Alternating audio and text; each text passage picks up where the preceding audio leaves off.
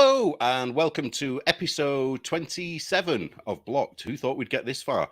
I've got a brilliant guest this week, and it's taken us a while, hasn't it, to get organised to get together. I've been ill. We've been talking about it probably for must be 4 weeks. But this is Kelly Vaughan of Knitswag, and I think you're going to really enjoy listening to what Kelly's got to say.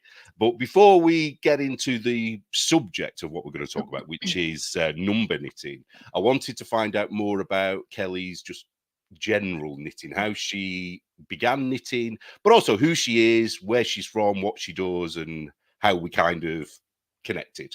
So, Kelly, tell us about yourself. Well, I've been knitting since I was 11, I think. My mom taught me to crochet a bit when I was 8, and I did some finger knitting with my fingers in grade school, and then my grandma taught me how to knit when I was 11. So I've been knitting for 35 years. Oh, now we know how old you are, just doing the maths. Yeah. Yep. So it's been a while, and I think after I got into college, the obsessiveness really ramped up. Yeah, there's a funny thing about it, isn't there? So knitters have been knitting usually since the dawn of their existence, but there's a moment when they become from someone who can knit to somebody who's a knitter. There's definitely a difference, isn't there? Yeah, there is. I think it was the first time it really picked up for me. It was when I was at a friend's house, and her grandmother had like a stitch dictionary with cable knit patterns in it. And like when I was a kid, the only pattern books that we had around the house were like ones from the 70s, like little leaflets that family members, like when Aunt Bev would die, like all the yarn and the patterns would come to me. And so I had a few of like 1970s leaflets, but like nothing other than that. And so have you kept them? Or have you lost them? Or have you? Oh, I've lost them. Yeah, I lost those probably in about 1994. Oh, bet you're sorry now, aren't you? I saw the cable knit patterns. I was like, oh my gosh, like this is Magic. tremendous. And it took off after that. Cool. So when did you, because you design as well, don't you? When did you start designing projects? It's always been that way for me. Like I'm not one of the types of knitters that like chooses the pattern from the book and then goes out and gets the recommended materials and like does the stitch gauge. I don't do well. I should. I feel like I should do that, but I don't. You're a rebel. You don't like being told, do you? I collect ideas, and like I've probably got 200 knitting books downstairs. I don't think I've knit, other than Virginia's book, I don't think I've knit a single pattern from any of them. At least not successfully. You take like a ribbon from here, a neckline from here, a cable from here, and then you mix them up. Yeah. Yeah. And so I did that even as a teen. I had some, random yarn that people would give me, and I would crochet it into squares, and I'd sew the squares together, and I made myself it was a pillowcase out of worsted weight acrylic. It was like a patchwork. What color was it? Was it hideous? It was, yeah, but I was so proud of it.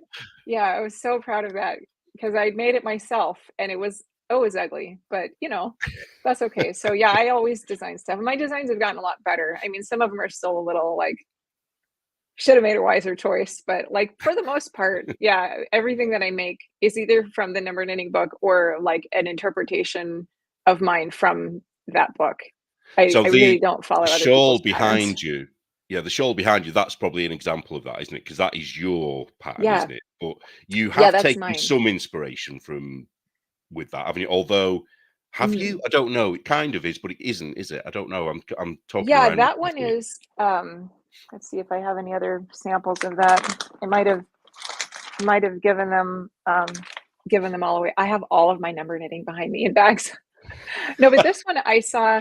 This particular shawl, I was doing a Google search for something, Google image search, and I typed in geometric triangle logo. I don't know why.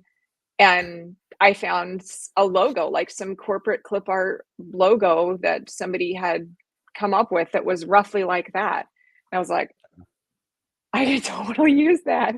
And so that's what I did. I adjusted some of the proportions, and I started out with it's a mitered triangle here in the center.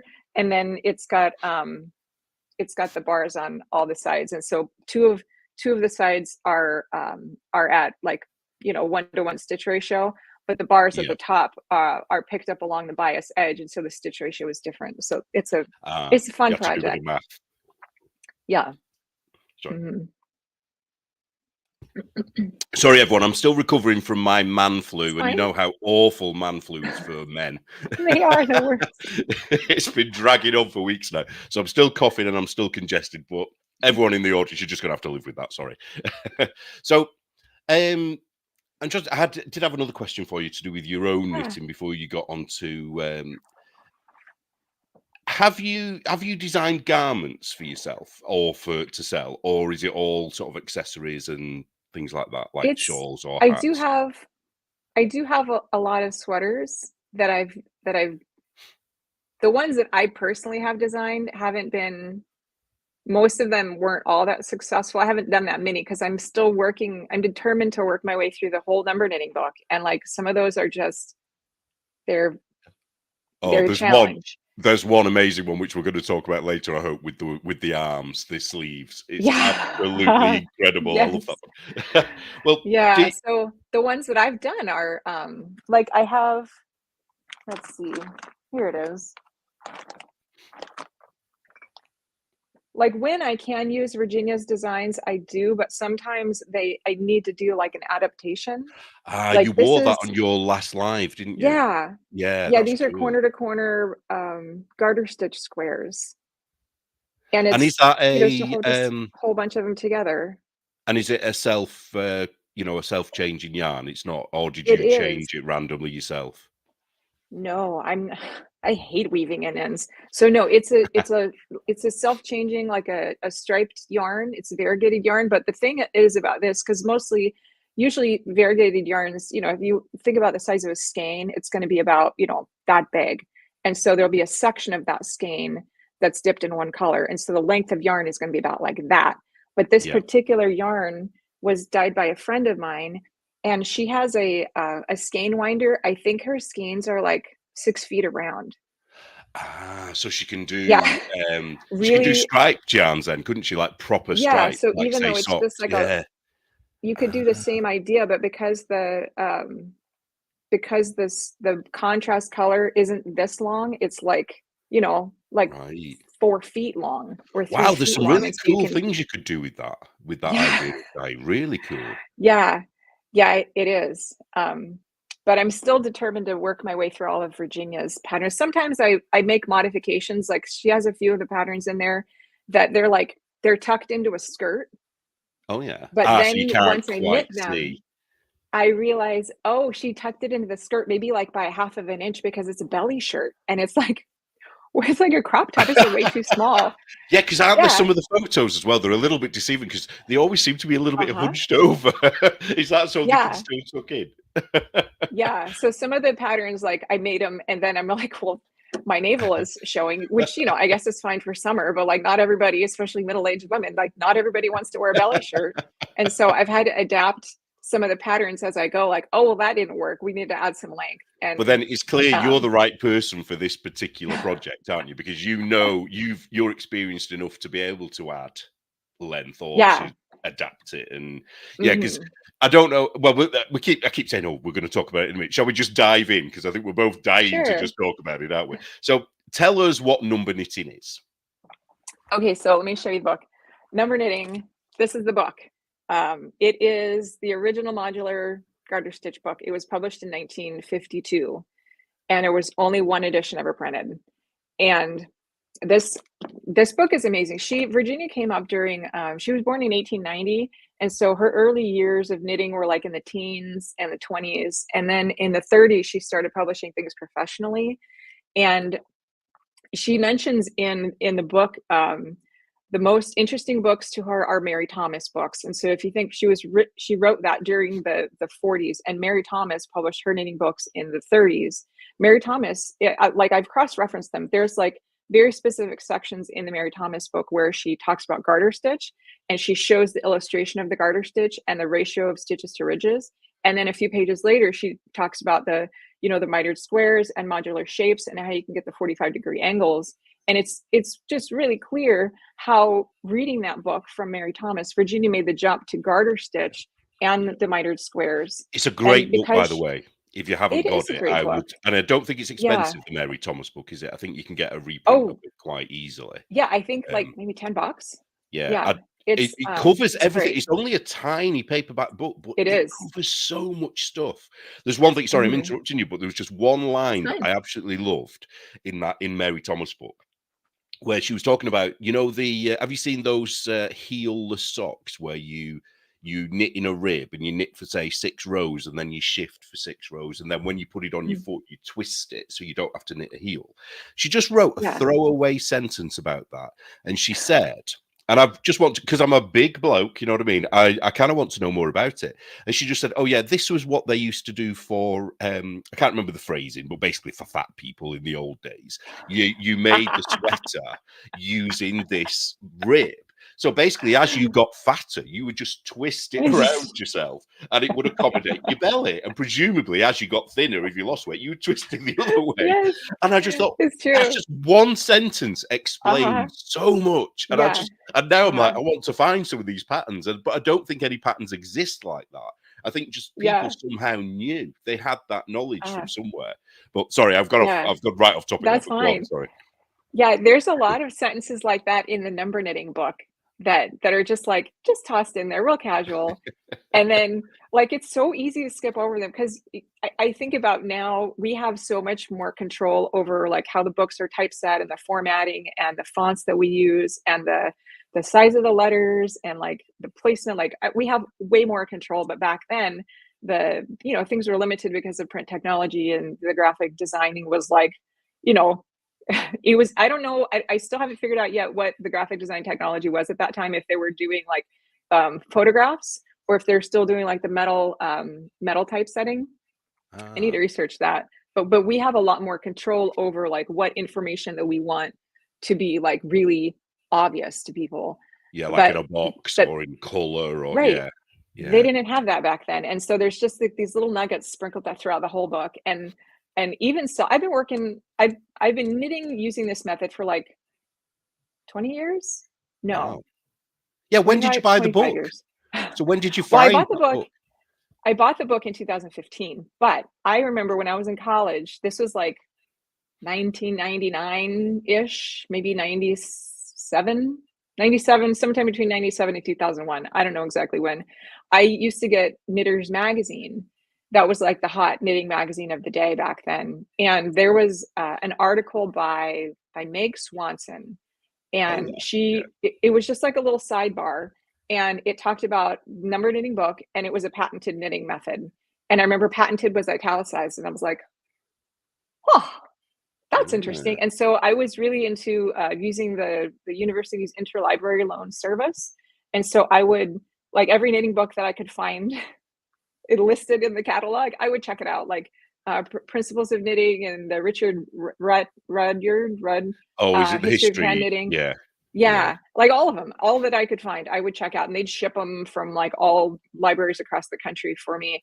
And then so this one library in Kansas shipped a copy of this to the university library, and I read it, and I was like, Wow. that's So if really you interesting. hadn't read that by Meg Swanson, you Yeah, wouldn't have even necessarily have known about this.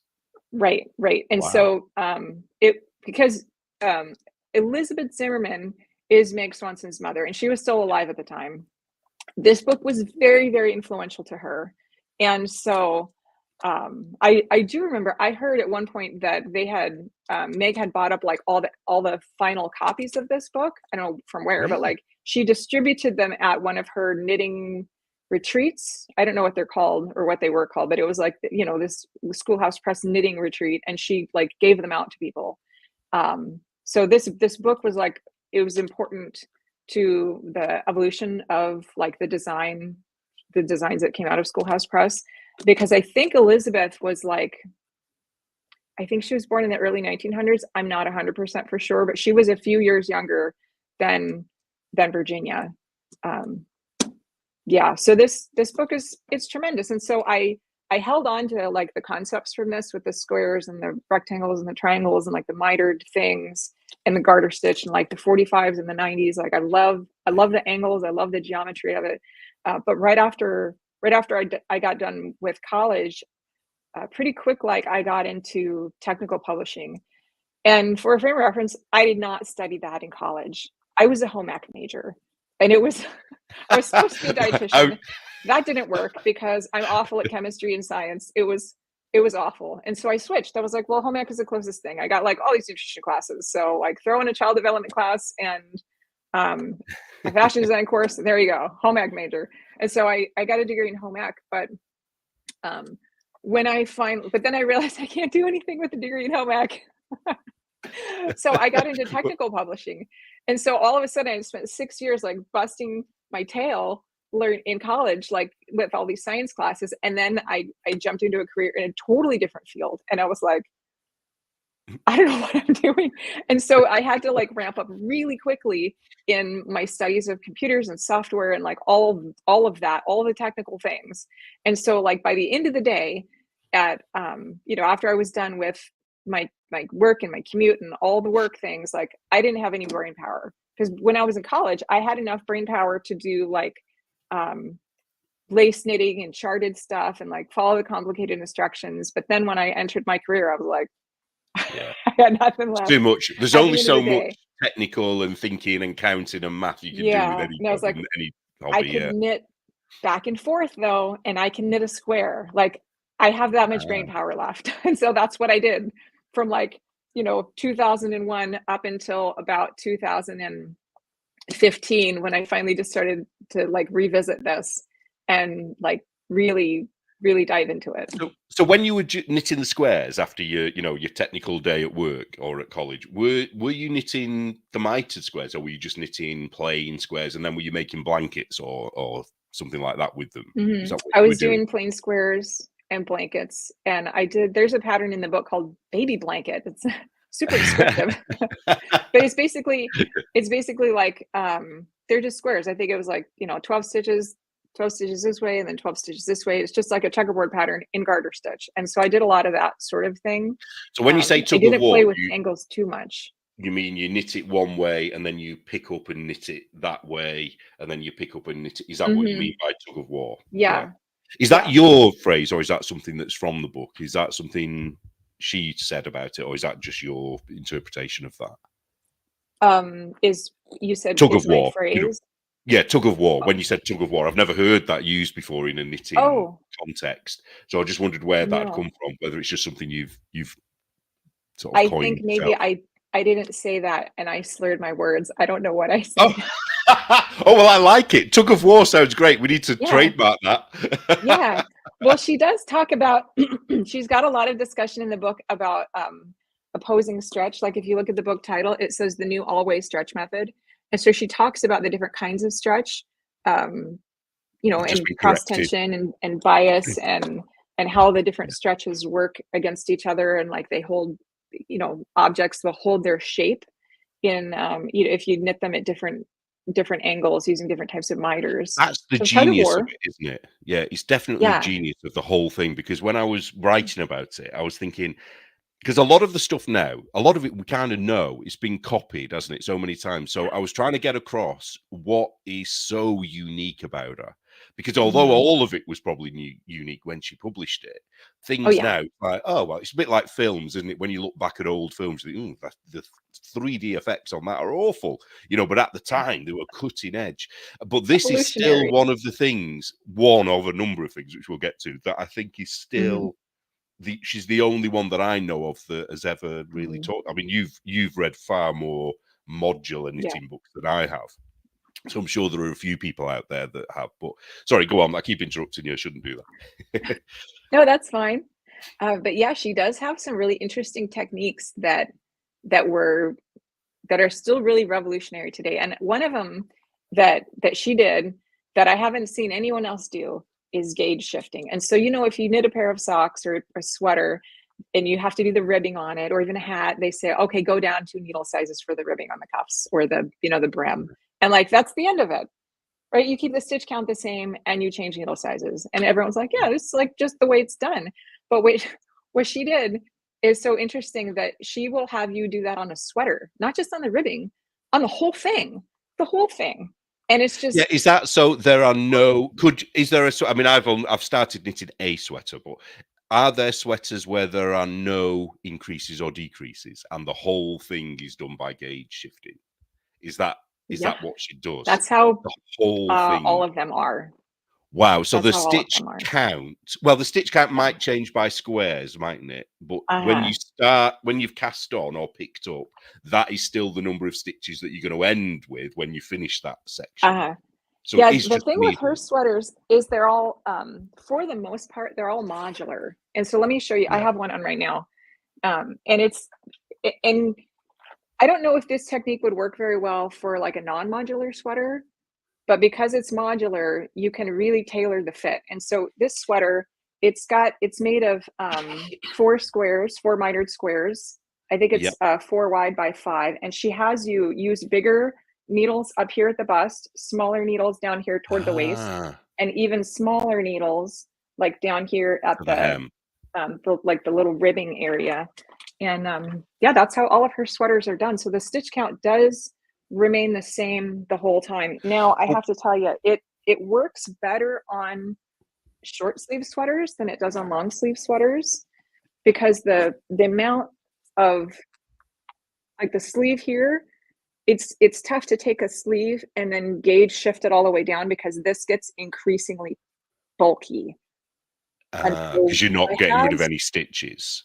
Is that Right, why? so I have started adjusting the sweaters so that I do change the stitch count down here at the cuffs, but for the body, for my body, it works great. And I would imagine it would probably work pretty good for a lot of bodies, you know, depending So on the bust ratio to the waist ratio and the hip ratio. am I right in thinking, I think I mentioned this in the article again, but I don't know whether I was right when I wrote it. I think I was, but am I right in thinking that even though her designs are really stretchy because of the nature of how they're knit, when you put them on, they actually cling to you. So, because like everything's very Mhm, form fitting, isn't it? Because all the jumpers you mhm. make are very, and that suits your Yeah, style, doesn't it?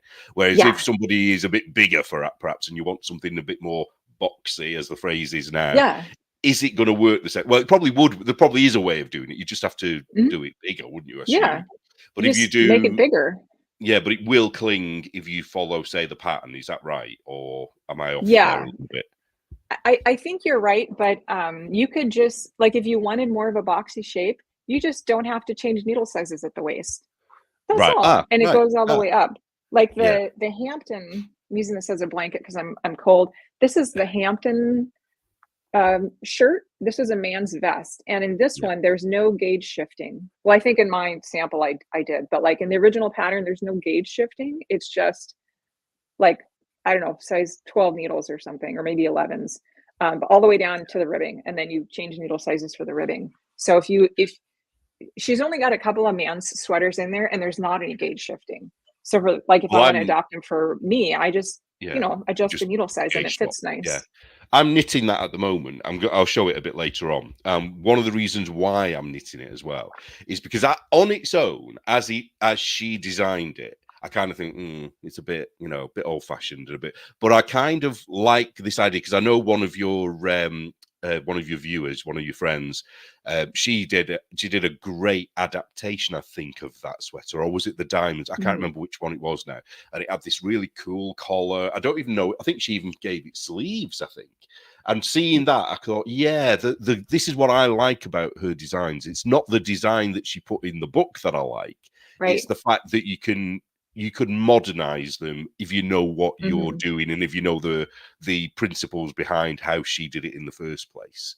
So Yeah. yeah, because Yeah. looking at that, it doesn't look like a traditional vest, does it, with a V-neck? Mm-mm. It is a round neck. I think, well, it's a square neck, isn't it? Like just cut It's off, isn't it? square. Yeah. Yeah. So I know that I'm going to try and adapt the triangles to make it into the Mhm. squares. I'm going to turn them into triangles around the neck to make it into a I V. made that same sweater, but I did it in a different weight of yarn, and Wow, I just added an open neckline and ribbing, and and so sleeves. it Yeah. nice and high in the back, and it's the And same that's the pattern. Hampton. Wow. This is the Yeah. Hampton. Yeah. Yeah, because I think the thing about it, what I think is great about, I mean, I'm assuming that this was her plan when she wrote the book, because it is like a tutorial, isn't it, from start to finish? It's Mhm. like Yeah, a full course, because it originated as it a is. correspondence course, didn't it, It before it did. was the book? Mhm. And but then there's other people that have submitted. I don't know whether they were her patterns or not, because I've not read it in depth as much as you have. But I got the impression that she then wanted people to design using Oh, her, yeah.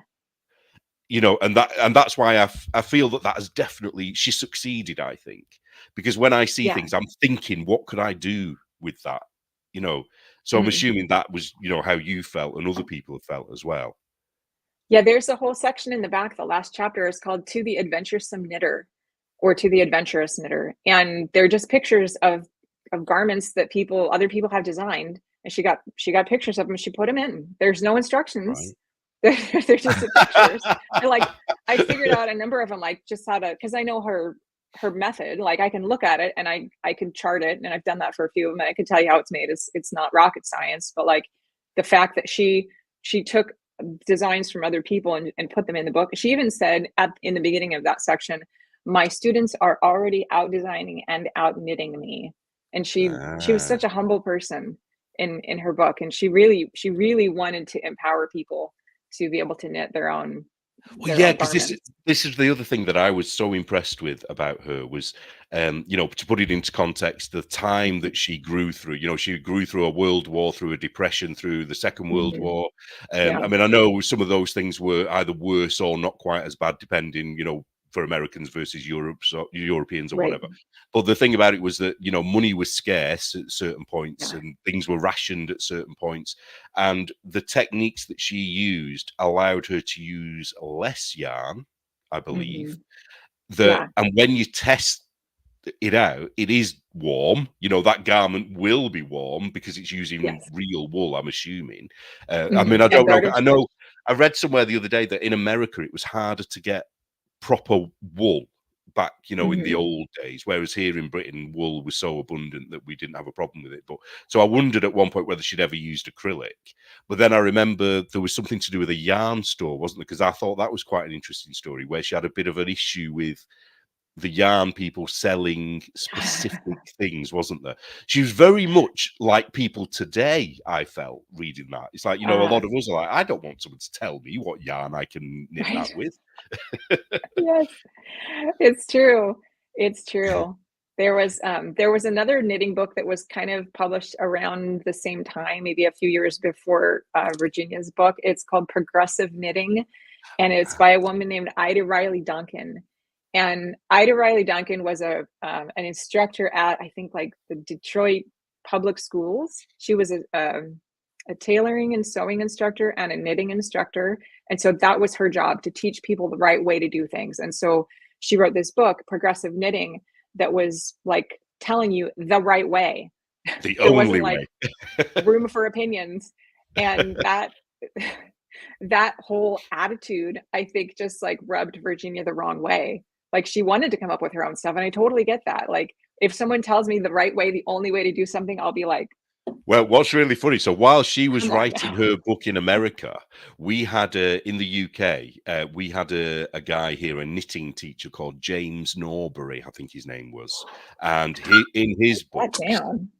Oh yeah, I don't know Okay. whether you'd. I've actually got a few things. I've got one of his books that I could actually show you. No, I haven't got it here at the Mhm. moment, but I could show you. But one of the things that he used to say was things like, "You must put the needle under your left armpit, and you must," and it was everything was you had to do it this way. There was no leeway at all. And Yeah. so obviously in Britain, we're so good at taking orders and doing as we're told. It was obviously how we liked it here. Whereas in America, Yeah. you guys are a little bit more loose, aren't you? You don't like to be told. Independent. Yeah, the whole point of getting away from us in the first place, wasn't it? Yeah, so she's definitely, I think. I mean, was she the first knitter? Do you think that was like that? That Oh published anyway. no. There may have been others Well, like that maybe published, maybe published. the first one that was published, because Yeah, if you look at the old pattern books that were like, before this time, by and large, they were done by yarn companies, and the designers were just totally anonymous. like Yeah, no they were name just credit, no charged, nothing. weren't They they? were just contracted. It was just, like Yeah. piecework kind of a job that they would do, is designing these sweaters. And I know that Mary Thomas did her book a little bit before Virginia did her book, but I don't. There might be some other like named knitting designer, publisher folks, authors that came before those two. I don't know of any. I've seen some around the same time period that were edited by, so and so, but like, and I have a few of those. I think there were British knitting books from the 40s, like the Big Book of Knitting and the Practical Yeah. Book of Knitting, ones like that, and they were edited by someone. But you look at the garments in the book, like she doesn't anywhere in the book claim to have designed all this stuff, and the styles are so different that there's no way that one person could design and knit all of those, because all the garments were knit on like 8 stitches to the inch. And they're like full dresses and that sort of thing. It would just, the time would be too prohibitive. The time would like one person couldn't do all that. And so I think Yeah. that Virginia was one of the first people. And as far as, because I've been collecting old McCall's magazines, and I talk a lot about that on my own YouTube show. I've got a growing collection of these things, dozens of them. And the reason I started collecting them was because this is where some of the first places where Virginia was published, and she got name credit for her designs early on. Ah. And that was very unusual at the time. And I think in the McCall's, at least, she might have been the first. I haven't seen any other knitting patterns in McCall's magazines where the designer is given name credit. Do you think that's because she negotiated that herself, or do you just think it was because it was something McCall's did that others didn't? I think she negotiated that herself. And if the Virginia was also a published poet, and her Yeah. first husband was a professional writer. Her second husband was also a professional writer and editor. And she came from like a publishing family. That was like the circles that she was publishing. And if you write a book of poetry, or you write articles for a newspaper or a magazine or whatever, you get your name there. And so I have to think that was just like expected on Virginia's part. Like, of course she's going to get her name there because she wrote it. But also there's the other aspect, because I wonder whether because she was one of the only people to ever have a patent for hand knitted things. Yeah. Did the patent get lodged or accepted? I don't quite know how it works, before she ever published any knitting. So was it before the McCall's magazines, or was it? Because I'm thinking if she patented her designs, then maybe that's what she used as leverage to get the credit in later things. Maybe, I don't know. I'm just maybe surmising. for the later patterns, but she had originally published a series of children's patterns called Puff Bunny Wardrobe and Women's Home Companion in the 30s. I think it was like 32 to 34, 35, somewhere in there, because her kids were young. And so she was into Women's Home Companion in the 30s, and somehow she connected up with McCall's magazine in the 40s. And she actually, in the front of the number knitting book, in the introduction, she talks about the editor of McCall's. I think her name was Elizabeth Blondell. She said, you need to I forget if Elizabeth Blondell was for Women's Home Companion or McCall's, but the editor of one of those magazines said, this is new and it's news, and you need to get it patented. And so this other magazine editor was the one that told her she needed to do that. So what was the patent about? How did that come about? Because I always assumed wrongly, clearly wrongly, that a patent, I say patent, I know it's patent, sorry, it's just my way of saying it. Sure. I just assumed it was something to do with an invention, like as in, I don't mean like an abstract invention, but an invention of a machine or an object of some kind. So I was quite shocked when the first time I heard about this, because I was thinking, well, what exactly, what was it? I think the rules regarding patents have changed a lot in the US since then. But back then, you could actually patent a method, an action that you do with your hands. It's a way of producing, and I think they even talk about this in the patent, a method of producing a particular type of fabric. and it happens to be using your hands. And that's what she got patented. And the patent, I think, is like 7 or 8 pages, and it goes into great length all about the qualities of the fabric and you know, the benefits of the fabric and how it's constructed. And I don't know that you can in the States anymore get a patent for just a method of making something with your hands. So You know, sorry 'cause to like, interject you can here, get a patent on but was it so? Like, you know, we all have knitting styles: the continental style, the English style, Mhm. the, you know, Portuguese style, whatever. So did she actually patently, you know, sticking the needle in, wrapping the yarn around, or was it more to do with, you know, doing you know, the actual square, the mitered square type thing, and the, you know, as we said, the tug of war thing, which we've now coined? was Yeah, it that? Was it that's that what it that she patented? was. It was Right, the method of producing the fabric based on numerical units picked up one from another. right. And So the basically, the very first modular knitting, isn't it? Mhm. That is what it would have Yeah. been, wouldn't it? Although I think, yeah, they must have been doing, you know, if you think about granny squares in crochet, they must have been doing modular knitting beforehand. But I bet they were just doing straight squares, weren't they? You know, cast on 20 and knit until you, and then cast off Mhm. 20 or whatever it would have been. So Yeah. I would love to know who sort of came up with, whether it was her or somebody else, who came up with the whole mitre square idea. Because it is so clever, isn't it? A mitre, if you It think about a is. mitre square, it's genius. It is. Did I she think invent that, or was it already out there, do you think? I would need to check the Mary Thomas book. There might be some pictures of it in the Mary Thomas book. I do know that there's pictures of, you know, just like the Oh, simple yeah. opposing angles, but also Mary Thomas has some pictures in there of a sweater that's basically a chevron. And she talked Ah, about how you can, I think I even have, yeah, I have one here. Um, how you can make a sweater just like basically using a chevron shape. And this is very similar to what yes. was in the Mary Thomas book, except that Virginia Yeah. added bust shaping. And I think the one in the Mary Thomas book was stockinette, whereas this is garter stitch.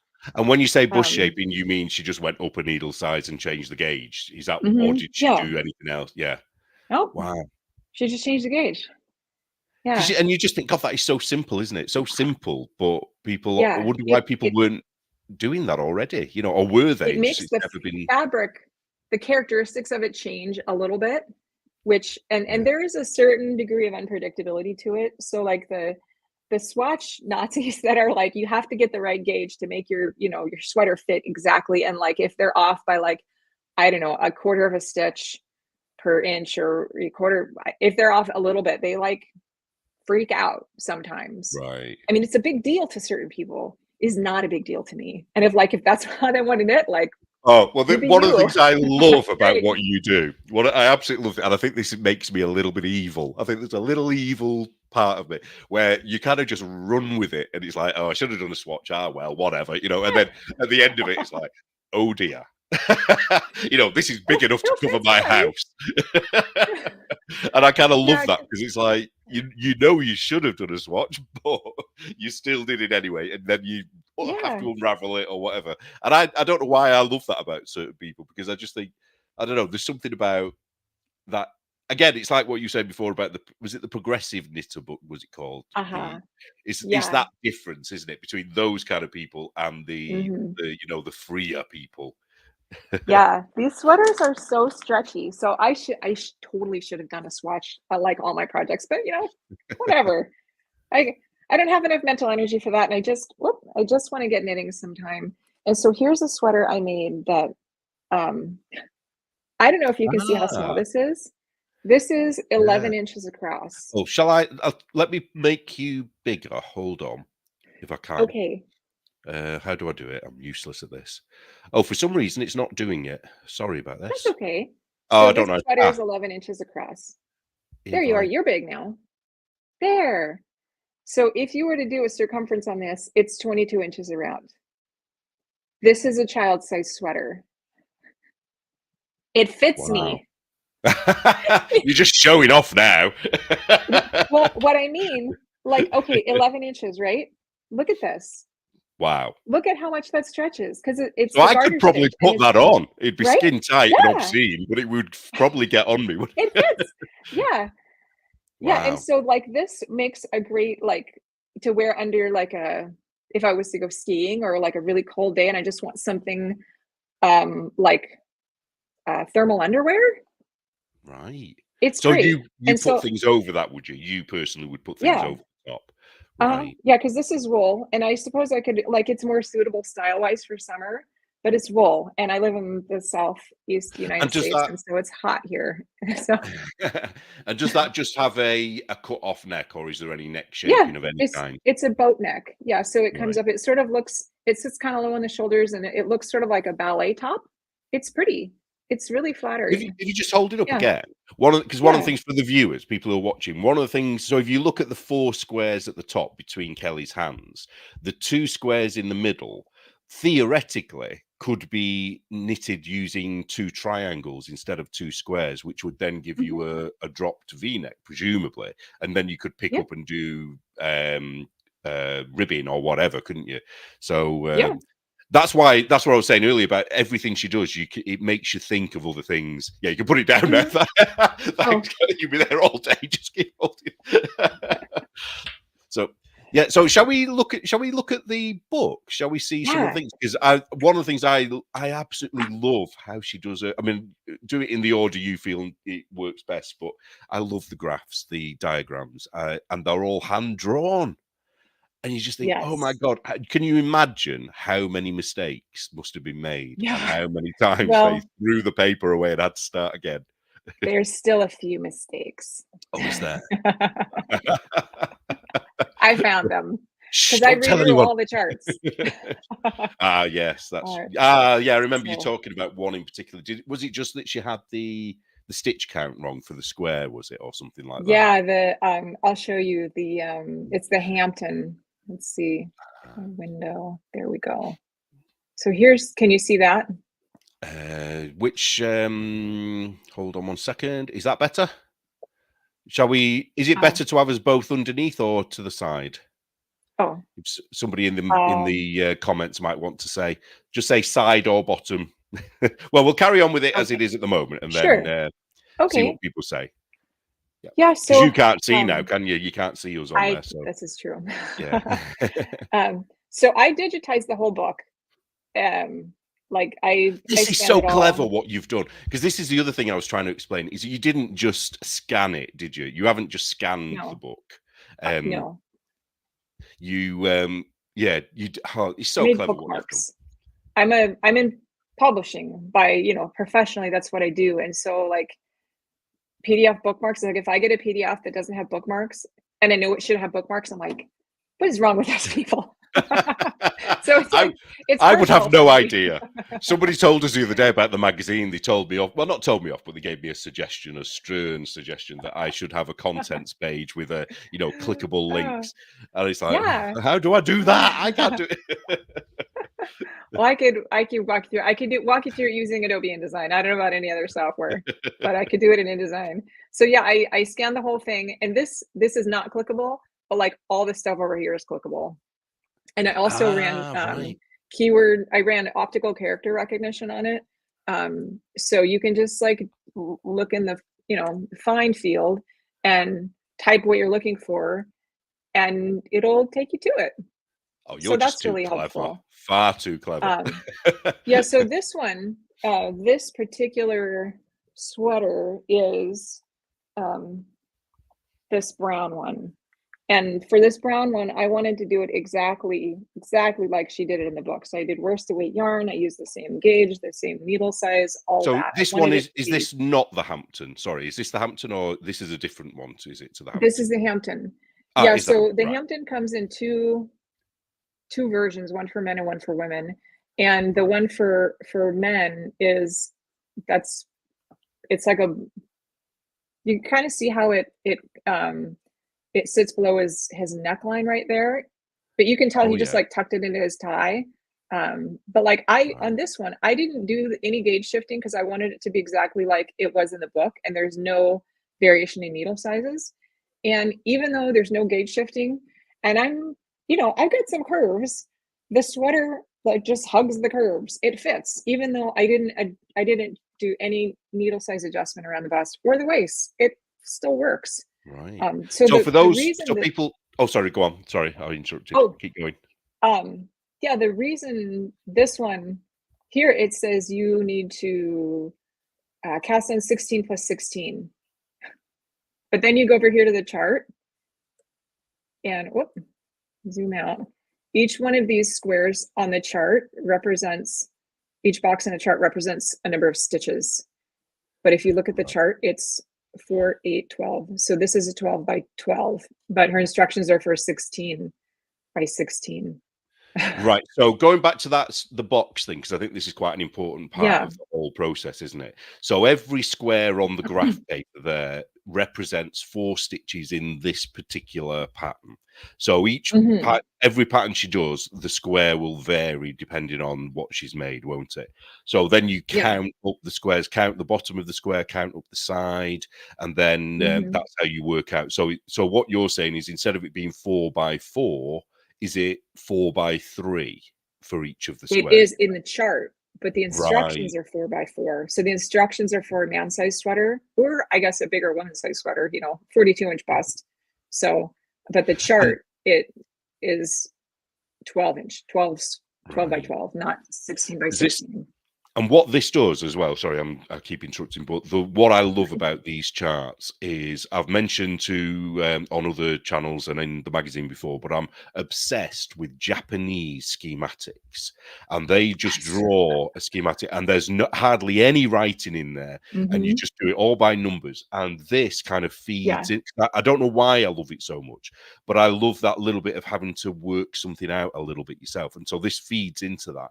But one of the things that I noticed straight away the first time I saw this, and I had to find out what it actually meant. I mean, other knitters are probably going to say, "Oh yeah, I knew that anyway." But the diagonal lines that are kind of zigzagging Oh, across, what yeah. is that? So if people don't know, what is that?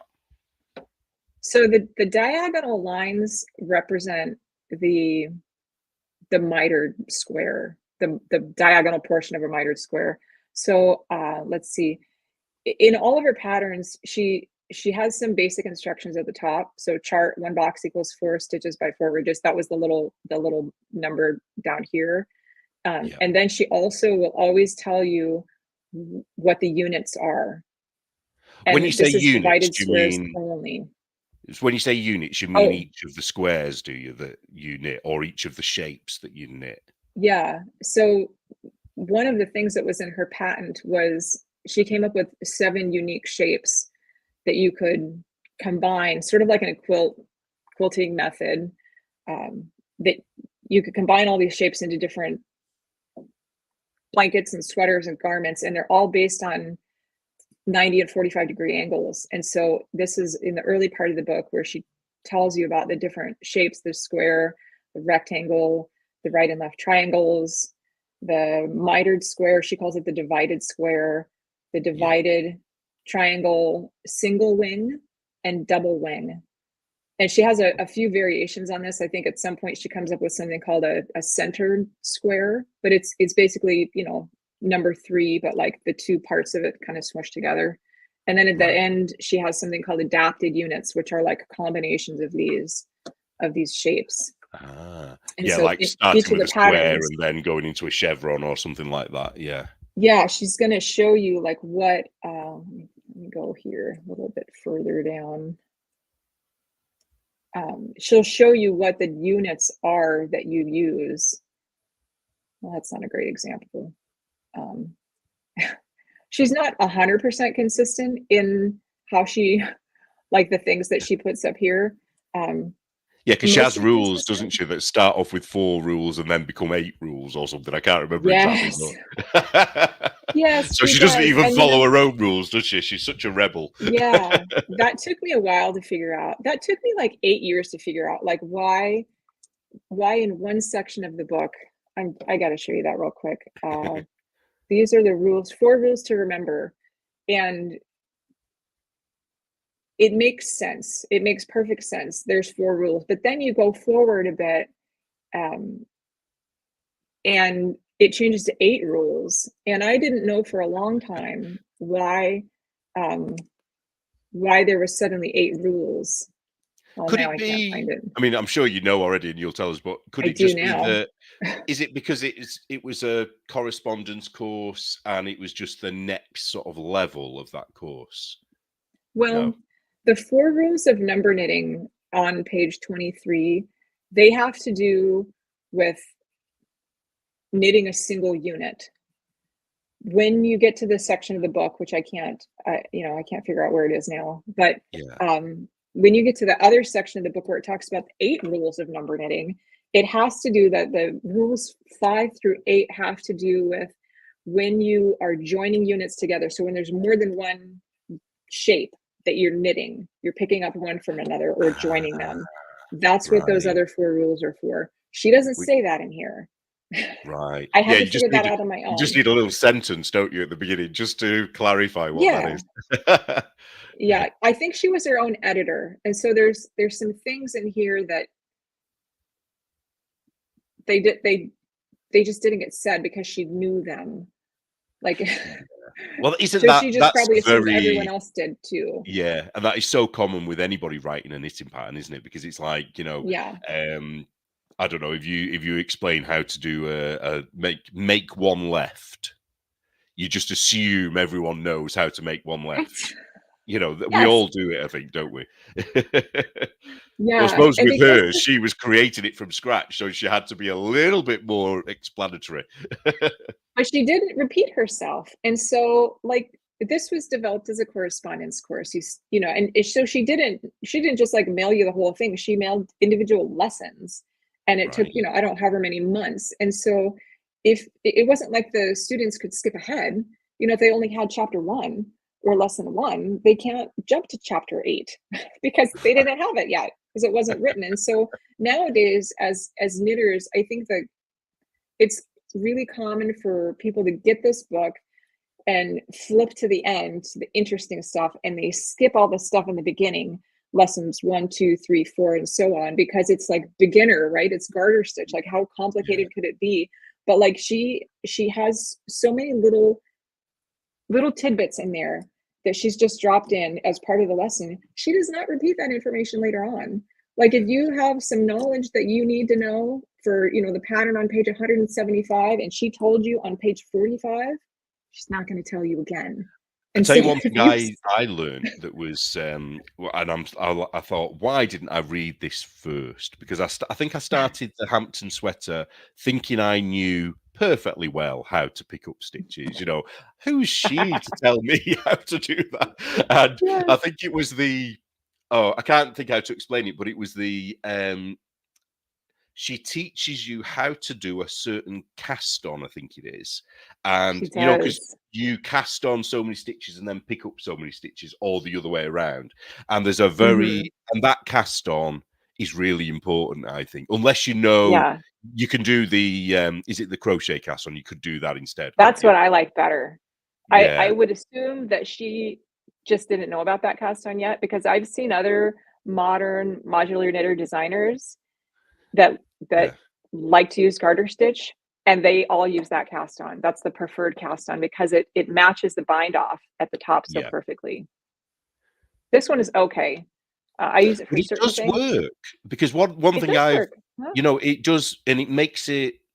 Oh, I can't. I haven't got an example of it now.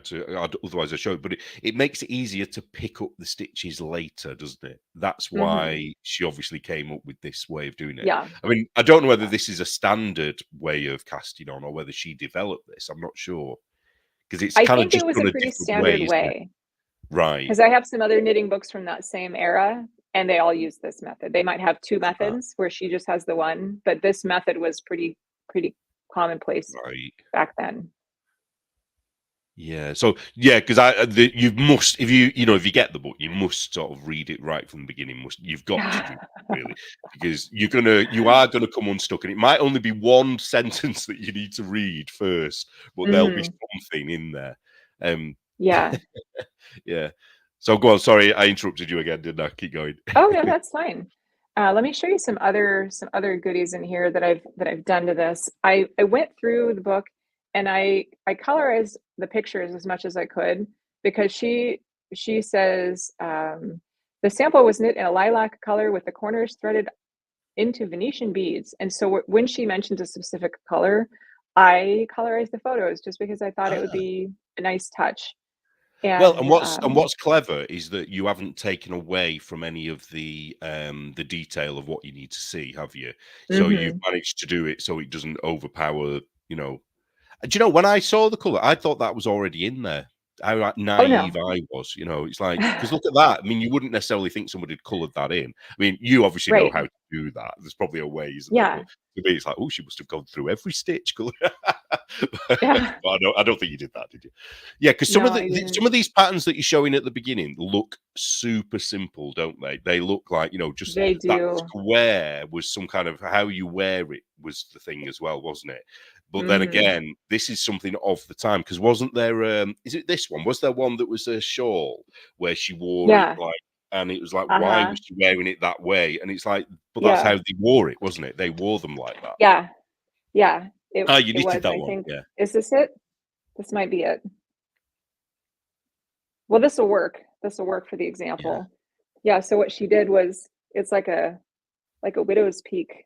So you wore it yeah. over the top and then kind of wrapped it around your shoulders.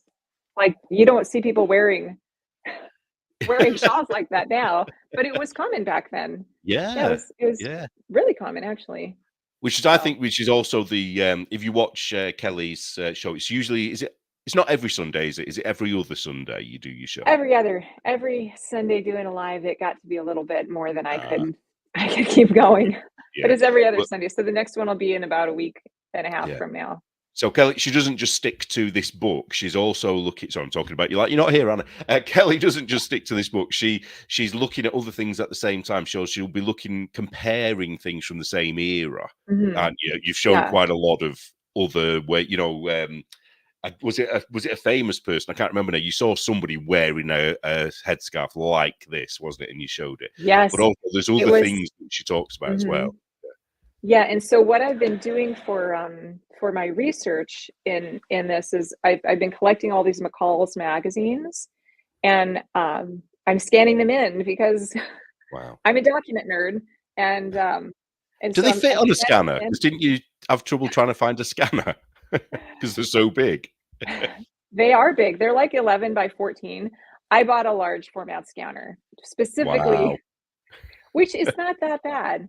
I mean, I bought a scanner like 25 years ago and I paid like $100 for it, and it was just 8.5 by 11. And a few months ago, I bought a large format scanner and it was like 200 bucks, which, in Wow. 20 years time for like an extra large scanner. But anyway, so I have a Yeah. giant scanner for this purpose. And so I've been going through all these old McCalls and scanning them, and again, running optical character recognition on them so that I can do a search for things that I'm looking for, and I bookmark them and I highlight them and I make sticky notes so I can like keep track of all my thoughts. Um, You're very yeah, dedicated. I'm I'm so impressed with all of this because it's like such a yeah, lot of work, isn't it? I don't think people realize how. it is. And Because I so bet you any this money. is Oh, sorry. Go on. Go on. this is my working copy that I keep all my notes in, and so I I don't know if you can see the different colors that I use, but different color like highlights. Oh, yeah. They're like to me they represent different types of information. So like I can color code all the references to yarn in one color and all the references to books in another color, and so this is Wow. yeah. That So this is that's a some working level of document. detail. Yeah, I told you I do technical publishing for a living, and so I'm applying all that like that detail orientedness to this. Oh, I've So got a question's uh, just come in, so I'll just share yeah, it. Texas Sheep Lady, can we buy a thumb drive of these digital files? I'm yeah, assuming she's sure. talking about the book and McCall's, I think. I think she might be talking about McCall's magazine as well. Not sure I though. have to check on that. So I regarding the McCalls, I very much want to make those available for sale because I mean you can get copies of these things on eBay for, 20 bucks for a set of 5 or whatever, but they're not digitized, they're just old raggedy copies. And Yeah. I a few years ago because I held on to this thing for after I digitized it, I held on to it for like 5 or 6 years and I didn't share it with anyone.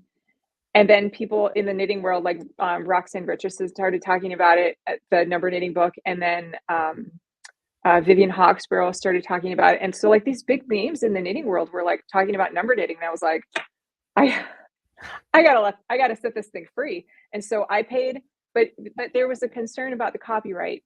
And I've had a number of people ask me about that. Like, I understand, like, that is a big concern. And so I paid the US Copyright Office. First, I paid like one of those, online lawyer, like you pay them $40 to ask them a question. I paid them Oh, $40, wow. I think a couple of times. Like, hey, a copyright lawyer, hey, what do I need to do? And he said, you need to contact the US Copyright Office and have them do a copyright transfer search. And so I contacted the Copyright Office, and this is something unique to the U.S. because I've heard that that Europe or Britain doesn't have this, and you have to do your own copyright transfer search, which would be a nightmare. But we have a Copyright Office, and I sent them the information, like, here's what I want. And they're like, okay, it's going to be 2 hours at $200 an hour. And so I was like, Wow. all right. So I paid them $400, and a couple months later, I got this fancy embossed, like, official paperwork back in the mail. It's, letterhead from the US Copyright Office with the date. It said, copyright expired on such and such date. This is in the public domain. And I was like, Wow. okay, that's what I needed to know. And so at that point in time, I was like, I can do something with this and like not get sued. So basically, And that's for technically, anything in number knitting, isn't it? Not for McCall's, because you'd yeah, have to do it again for McCall's, wouldn't you? But for right. number I would knitting, have to, which is on my yeah. list of things to do, but I just haven't wanted to pay the $400 yet for my So, calls. well, I will. just to put it in context as well. So you paid $400 for that. You paid a couple of $40 for initial contact. So let's call that $500. How much did Yeah. the actual paper book cost you? My copy was actually pretty reasonable. I got it for $150. Oh wow, that is cheap compared to what I've seen it. Yeah. Yeah. Wow. I've seen them now at like, there's one that's been up on Thrift Books lately for like $280. You can get a hard copy. Occasionally some will come up on eBay, but the price is it's pretty solid right around the $200 mark at this point. Yeah. Neat. Yeah, so because how many? There was only, was it 5,000? I think you said. 5,000. Yeah, there was a newspaper article that I found in some archives somewhere that said she had she was planning on, I think it was her publisher that said that they wanted to print 20,000, but there was only the single printing. And so every physical copy of this is a first edition because there was only one I have copy of this it. dream, not a dream, but you know what I mean. I'm just thinking about it now, but I just think, oh, I'd love to walk into what you would call a thrift store and see it on the shelf. I would fight someone for it, a little old lady, Yeah.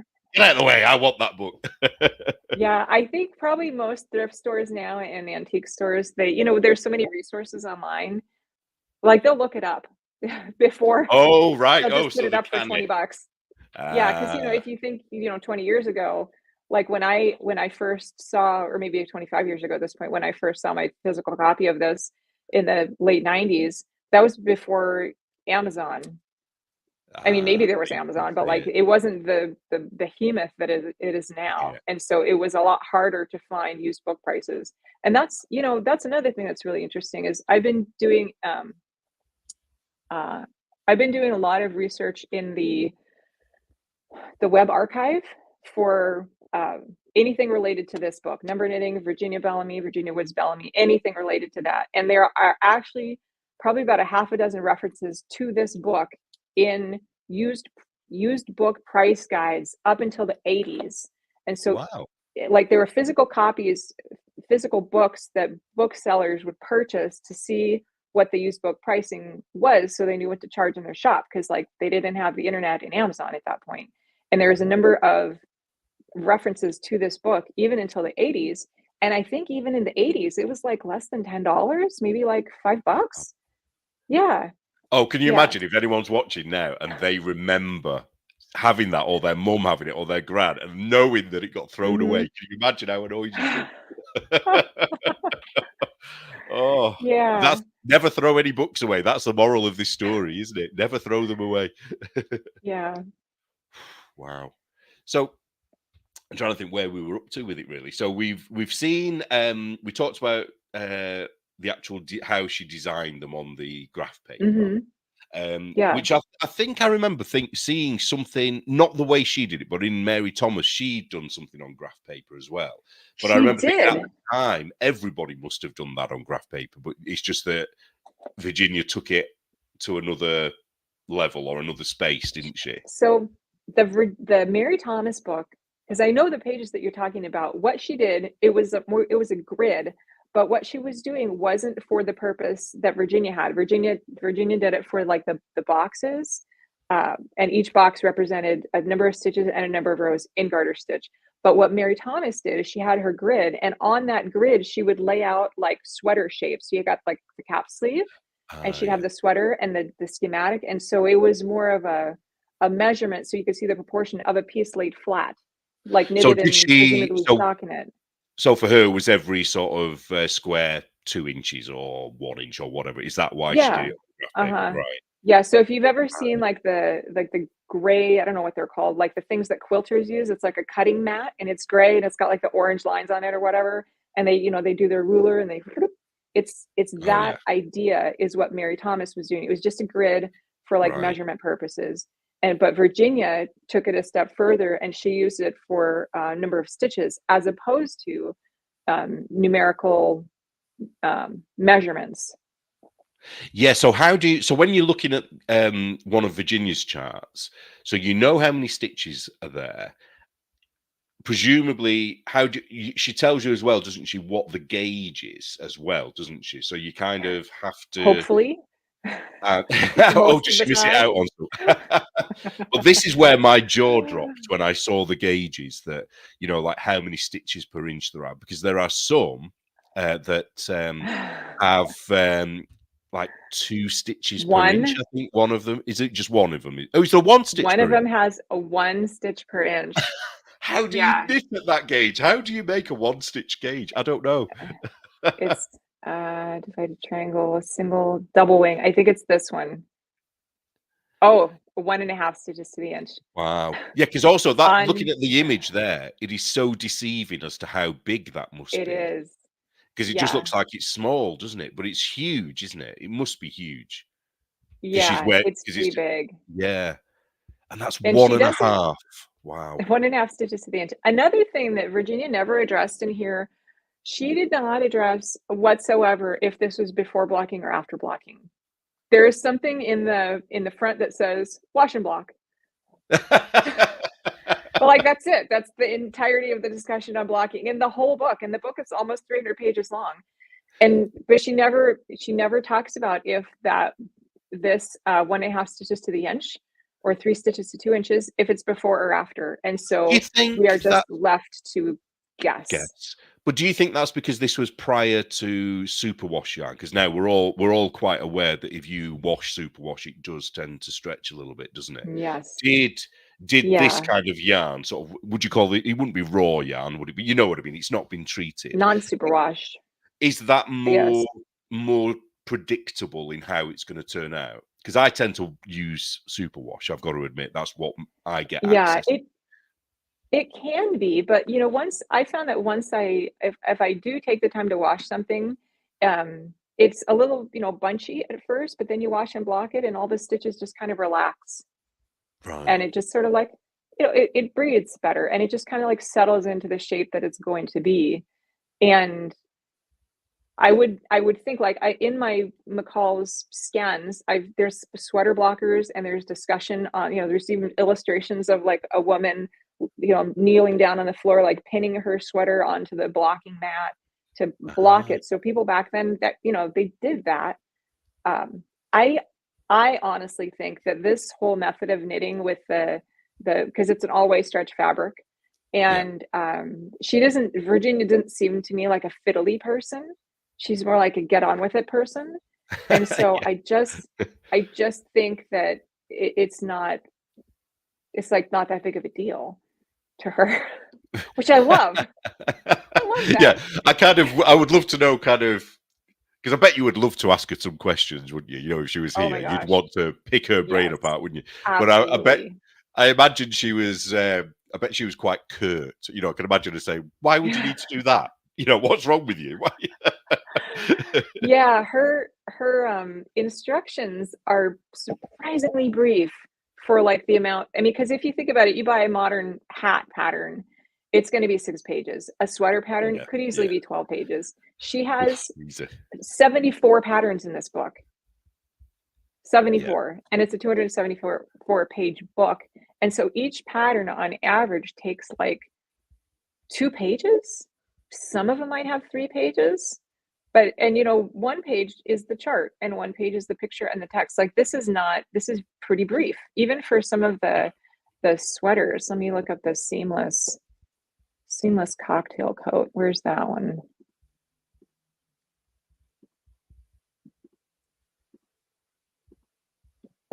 Maybe it's under cocktail.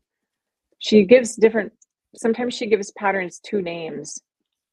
Oh, wow. That's confusing. Yeah, there it is. It's called the seamless cocktail coat, comma, or Nancy jacket, comma, named for Mrs. Homer Reed.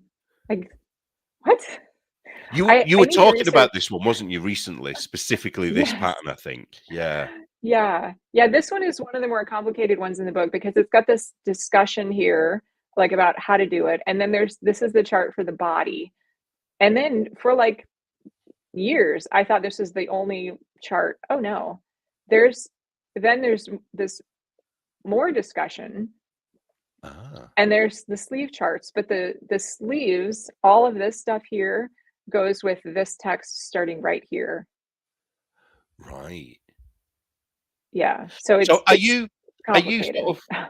would you say you're proficient enough in her way of doing things that you could just look at the graph paper chart and just do it, or do you still need the instructions? Would everybody still need the instructions? It depends on the pattern, to be honest with you. So some of the patterns are like, this is ridiculously hard to understand.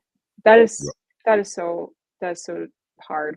Let me show you another one real quick. I gotta find it, and this is called cocktail coat.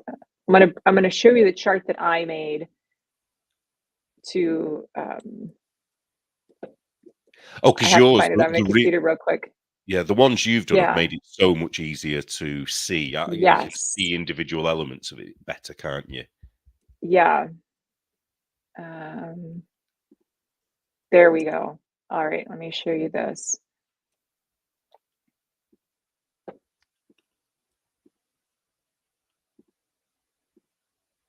Okay, so this is the chart that I made for the body, and it doesn't look all that much different than the one that she made. It's a little easier to see. If you look at what I did, is I did these little wavy cyan lines to indicate the garter stitch ridges. And if you compare that with what she did, she, you know, didn't have color. She didn't have wavy lines. And so the lines, they get lost, don't they, with the grid lines? Yeah. There it is. So let me zoom in. Oh, wow. Yours is so much clearer. Yeah. So the lines get lost in here because they're almost the same thickness as the graph paper. And so what I did is I made the graph paper lines lighter. I made the garter stitch lines wavy and cyan. And I also added some symbols. Like sometimes in the book, she has a symbol for the beginning is like a little line here. Yeah.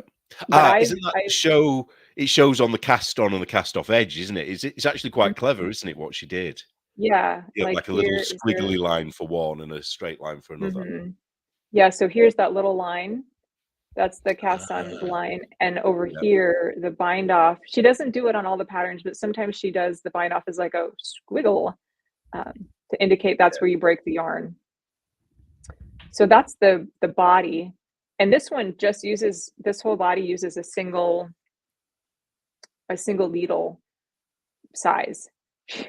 She doesn't specify which needle size. So that's, I've tried to knit this sweater twice. You should know, surely. And I failed both times. Yeah, so here's the other one, the sleeves. These are sleeves, right? Of course they're sleeves. So she did these dotted lines, but while you're knitting this, you're supposed to, I guess presumably before you knit it, you're supposed to cross-reference over here what needle size you're supposed to use. Ah. Yeah. Because didn't you color code that as well so that you I know when to did. yeah. So that would make it easier. So what I So that's did, what those are. Right. yeah, so I added these Oh, they're color still codes the down sleeve. here. They're still Yeah, the sleeve. so Wow. yeah, Look, there's a right sleeve and a left sleeve. So I was guessing, I guessed wrong. Size 11 here, and then this is size 10, and these ones are size 8, and then these are size 6. And so if right. you can imagine, if you knit the same number of stitches on a size 6 US needle versus a size 11 US needle, the gauge shifting is, for me, this is too big of a difference in the density of the fabric Right.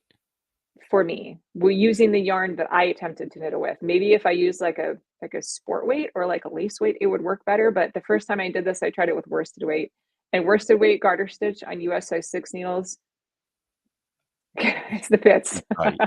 Is size 6 4 millimeter? I'm just trying to think because we do it in Uh-huh. millimeters here, so I'm not always. Yeah, so size 6 must be 4 millimeters. So what would the other size be that you mentioned? I'm trying to picture it. Oh, Would it be here I 8 added millimeters? I added it in millimeters down here. So size 11 US would be a 8 millimeter. So it Ah. goes 8, 6, 5, 4. See, it's interesting because I'm an extremely tight knitter. It's something I'm always going on about, and I have to go up at least 2 needle sizes if I'm Oh, trying to get interesting. gauge. So, and one of the Yeah. things since looking at the book and since playing around with Virginia's patterns and things, I've definitely been trying to become not become a looser knitter, but I'm definitely trying fingering weight with 6 millimeter needles, for example. Mhm. Really Yeah. trying to push it to Good. see. And I don't like the fabric when Mhm. it's knitted. I haven't blocked anything yet, so I think that'll be Yeah. the tester. But because I'm just intrigued, I keep going back to it, but I'm just intrigued with this, 1.5 gauge, and it's Yeah. like how see-through and holy this garment must be. Yeah. But I really love the idea of that. So Uh-huh. on the screen now, so where it's grey, is that like is that the like a bat wing type part of the sleeve, or is that the part This of the is the body? body of the jacket. She labels it. So this is the Right. lapel and this is the front of the jacket. So this gray here is to, because you From see the these aren't other, numbered. isn't it? Ah, so they're from These the other sleeves graph, are are they? numbered. So it says Right. sleeves. And so Yeah. you're working from the body of the jacket. It says uh, left sleeve, even though this is the body. Maybe I need to move that over here. Right. But anyway, so you pick up from the shoulder section here, and you knit your divided square number 1, and then you pick up and you number 2, and then she has you. She really likes to not break the yarn, and so she even specified where you drop the yarn and where you break the yarn. And so I made all those notations in the patterns as well, the charts as you drew So that's them. what your codes are there. Yeah, So and is there's the little red squiggly line for breaking the yarn. and is that blue dot there, is that where you join a new piece of yarn, or is that just where Let's you're see. continuing? Yeah, second ball of yarn dropped to be used later. Ah, Yeah, and right. so this is where you break the yarn. So this is a ball of yarn, second ball. So this is all one ball, and this is a second ball of yarn. God, it's so it's like one of the things I was had in my mind. I bought a load of origami squares, and they were only small. They were actually a bit too small when they came, so I've not done it yet. But what I was thinking in my mind was I'm going to try and design something just using these squares, and each square would obviously represent one of the squares in the pattern. And I just wonder how much of her designs might have been done that way. Actually having Mhm. squares that she then connected, and then what do they call it? Is it a maquette, like where you do a little 3D model? I think it's called a maquette, isn't it? Because you could do Mhm. that with a sweater, couldn't you? And you would know whether it would work, although the squares would all Yeah. have to be the same size from that, but you'd have to cut them down, I suppose, wouldn't you? Oh, we've got someone from Mhm. Australia watching. Oh, Hi nice. there. Hi, Oh, Australia. I don't know if you can see that. Hi from Australia. This is so interesting. Oh, good, good. I'm glad you think so. Because we do, don't we? we So, do. Oh, you See if could, I oh, can it find it. does. Oh, here it I love is. all this stuff. I absolutely love all this. So I said how Oh, she was really particular about not breaking, whoops, not breaking the yarn. Like that was a big deal for her. There's right. one pattern in here. It's called let me show you the whole pattern. This I haven't made this yet, but it's a little boy's outfit. There it is. This is the boy. Those are the shorts. This is the shirt. She Isn't it spent funny? They never take photos where they really show the garment, do they, back then? It was always like, unless it's laid flat. Yeah.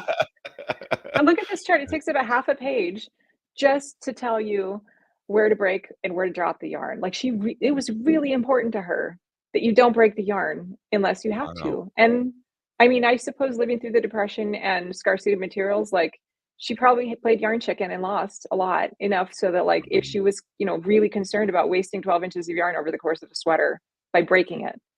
So Wow. Oh, don't break just the yarn.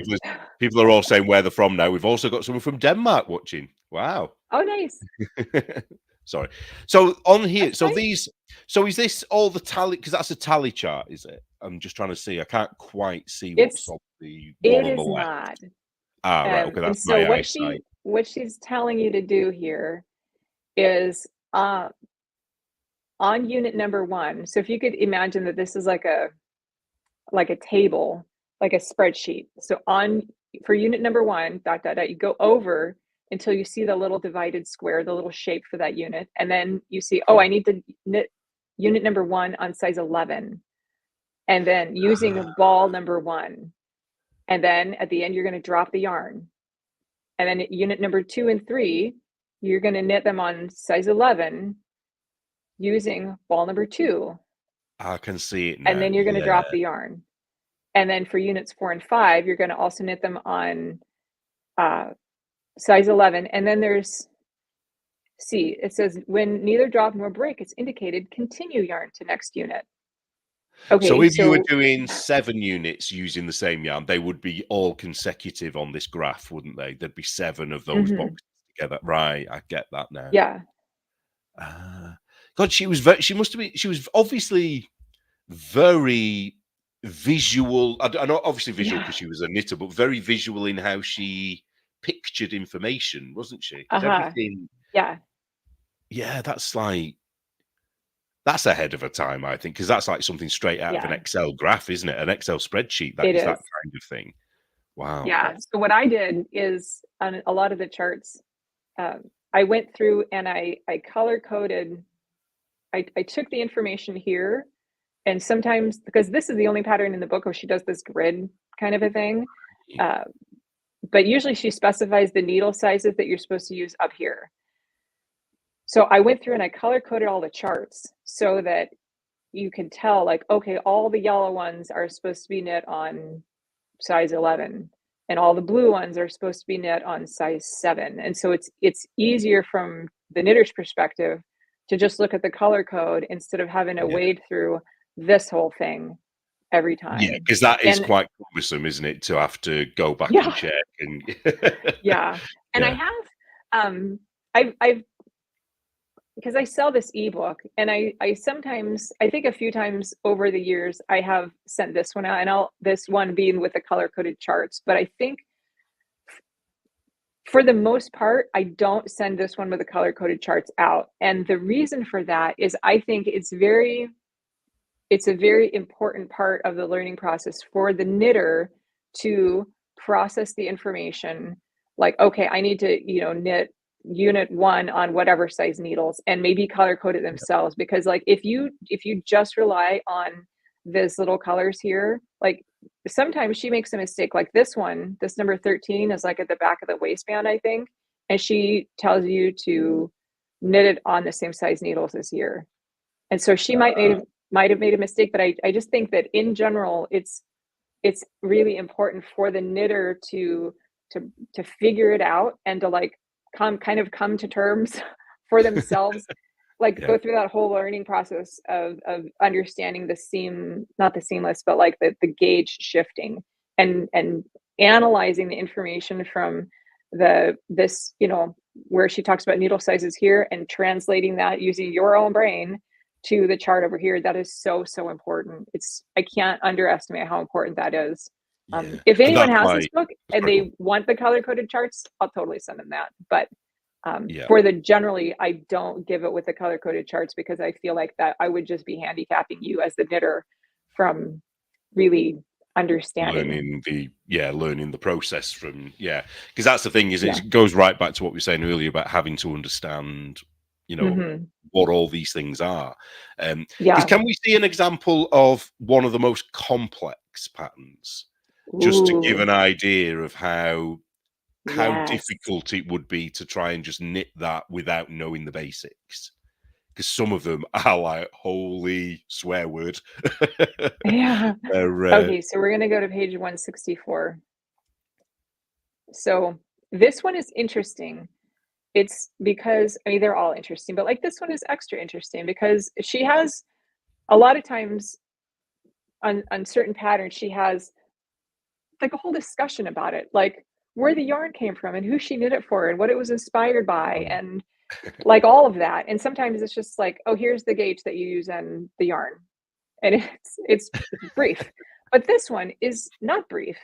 And she has a whole page all about this particular design. And she says, um, let's see, might be in the caption. Yeah, here it is. Nope. I don't remember which. Oh, here it is. Knitted by Julia Van Bogard of New York from chart only, without knitting lessons, without oh, lessons. So she had a friend. She gave her this chart and said, "Go for it." wow. And this knitter Julia, and they weren't even numbered.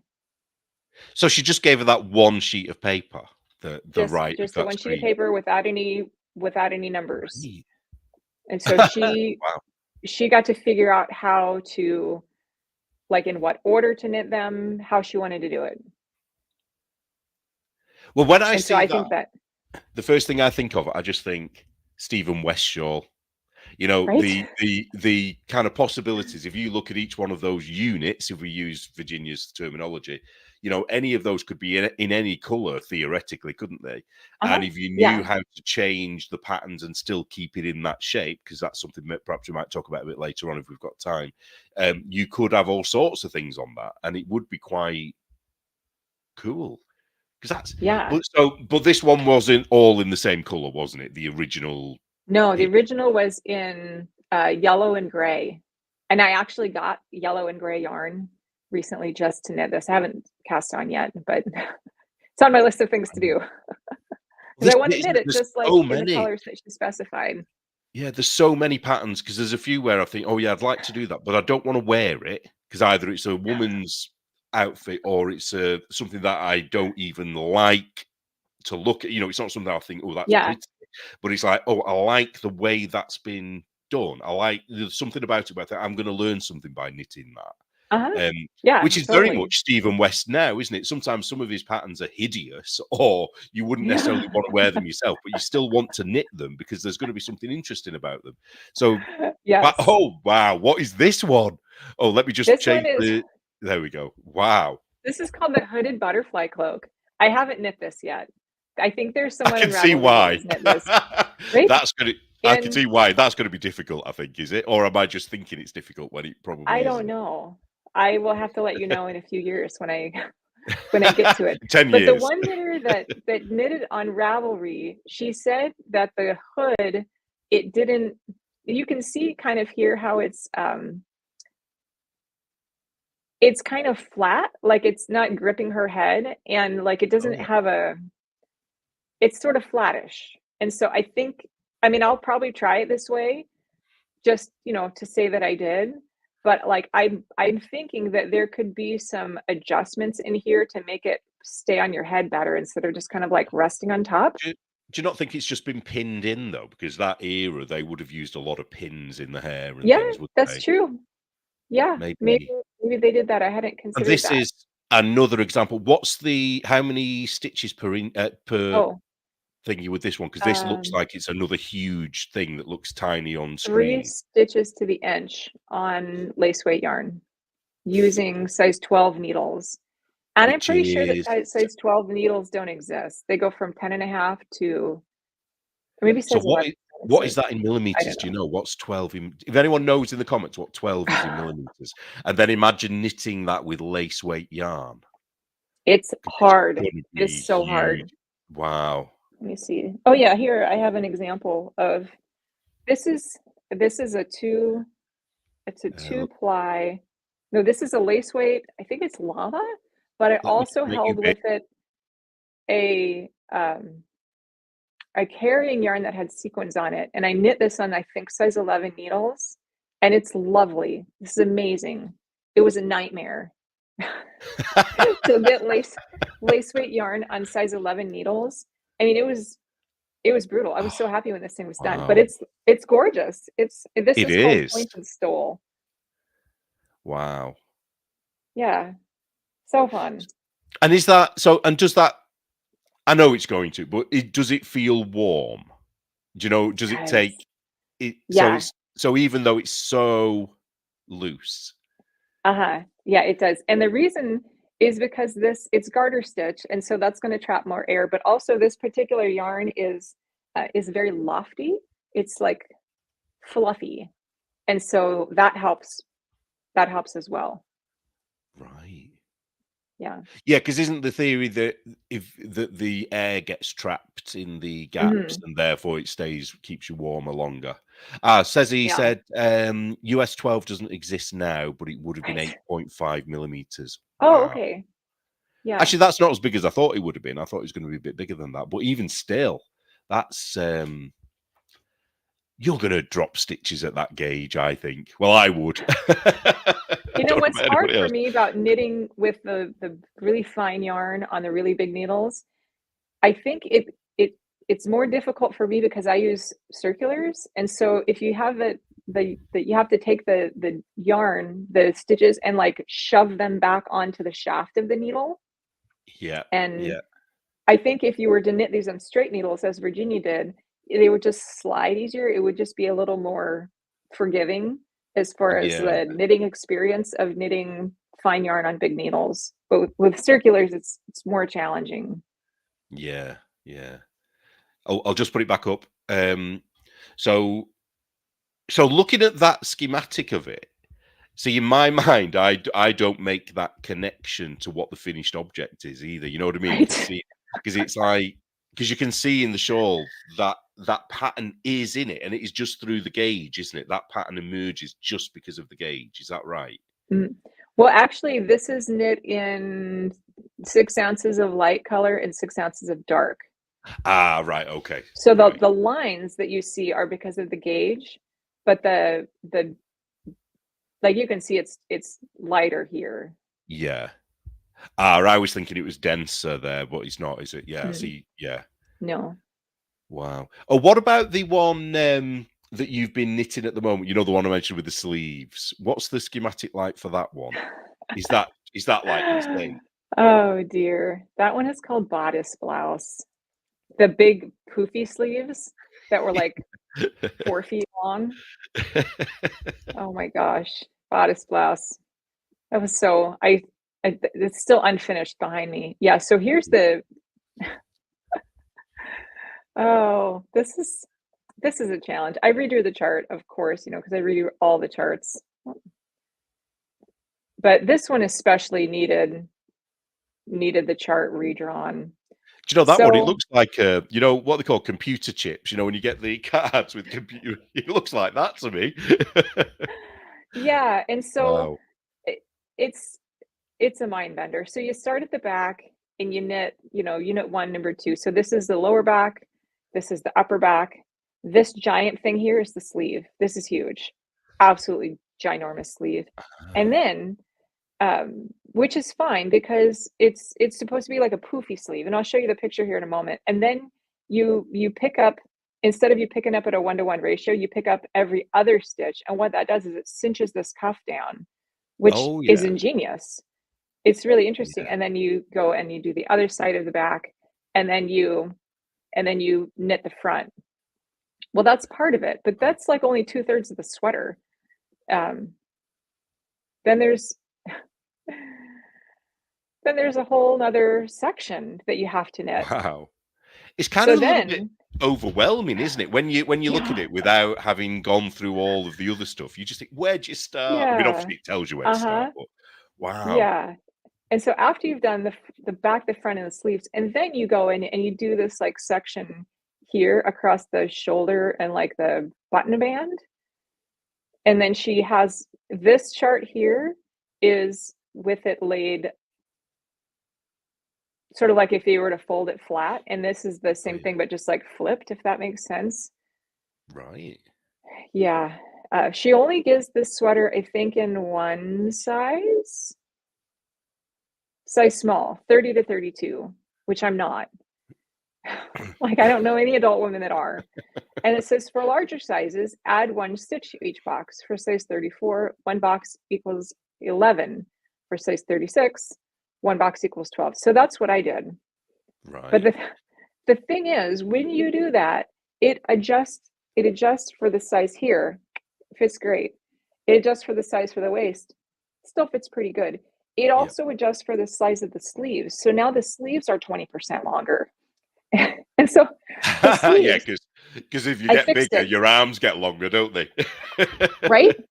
Yeah, and so here it Oh, let me is. show I you. got so Hold on. frustrated.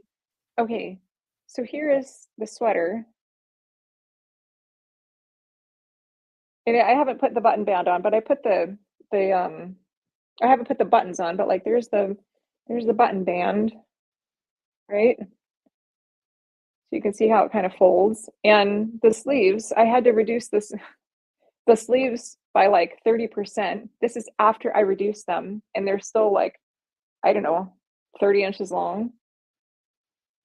Um, and then I tried this thing on. I'll try it on now so you can see like how it still needs some work, but So just saying, you I've put a kind of lot of lost some knitting into that, didn't you? Into those sleeves, only to have to redo them. They were yeah. huge, weren't they? Yeah, it was like a mitered square and 142 stitches. So cast on 72 plus 72, knit a mitered square, come back in 3 weeks. And like it fits. I think it's gonna fit okay, but I like have to do something to tighten up this neckline because like something the neckline is, well, it wouldn't be decent. So this is kind of like this is an on hold project. I'm gonna finish it at some point, but I just haven't got that far. Um, but what she does here I don't know if you can see this on the cuff. What she did with the cuff is really interesting. It has this little round part, and if you look at the chart, it's made of 3 Yeah. divided squares, and then on the second row, a divided triangle, a divided square, and then another triangle. And so it has this little oval thing that like kind of covers the top of your palm, Ah. Where is or it on the no, the top chart? of your hand. Which bit of the chart is the cuff on here? It's Is on it bodice these? blouse with cape scarf right here. Yeah. Ah, Yeah, it's really right. And it's those kind of ingenious. sleeves are quite popular at the moment, aren't they? What do they call them? I Oh, can't think. good. Where they bellow out and bellow back in Yeah, again. I don't know. I they're don't. There's a they're name for them. I don't poofy. know. Yeah, Yeah. they're very poofy. So basically, you've just got to figure this neckline out, haven't you? Yeah, So, so do you I think it just do. needs something like what's on the cuffs, but then will it make it like really baggy around the chest area, or is it? I think I might need to do like an I cord or something just to tighten it up. I might need to add some more because if you look at the Yeah. model, and it even says in the beginning, this is for it's perfect for a slight figure. And so I think the woman modeling this, I think she was Virginia's daughter, and she was about 20 at the time. So she was just a petite little thing. And she just doesn't have a lot going on up top. And so if you make a smaller size sweater, 20% smaller, it fits Yeah. pretty well. But she still had this like cape scarf thing over the top of it, which is a whole nother, Oh, that's that comes another at the back, chart. doesn't it? So would it be good? Yeah. Would it be better if you, well, not you, but if somebody perhaps knitted the smallest size for somebody else first, to see how it all works and how you wear it, a bit like a Yeah, gauge, I and then making it bigger. But that's a lot of He does knitting, give isn't it? instructions to, like, if you don't want this to come down so low, because I know on a lot of women, if you have a sweater that comes down this low, you're gonna be showing more than most people would want to show. Right, yeah. You know what I mean? Yeah. But she does give instructions for how to add extra squares up at the top to just, like, bring that neckline up. I haven't done that. Maybe I Right. should. So the whole Yeah. thing, am I the bit round? So where you can see her neck and Mhm.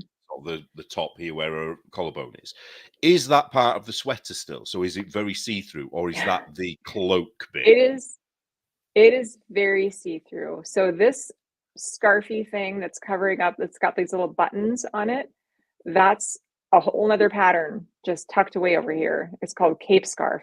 I haven't knit that yet. Ah, But if you want to just see what the bodice blouse sweater is going to look like, this is what it looks like. So right. it's got these blousey sleeves, and And then it's the bodice. again, I've got to say, it's the way I often see these models and think, why is her arm like that? Is it because if she Right. puts her arm down, the whole thing falls off her shoulders or something? Or is it Yeah, just the way they maybe. did it in the 50s? I don't know. There's a number of photo styling things that in the book, like, it makes me scratch my head, like, "What in the world?" And then I knit the sweater in question, I'm like, "Oh, Then you I know why understand. Yeah, she's then you standing know. like that now." Yeah. Yeah, because I suppose if she was so frugal with her yarn as well, even if she was making money later on, maybe if she could see that there was something not quite right, she didn't want to have to re-knit it. So that's why some of the Yep. photos were like that, maybe. I don't know. Yeah. I yeah, I definitely think so. Like, I just did another one recently, it was called a winged oh, spell it right. Winged blouse, and it's on page 206.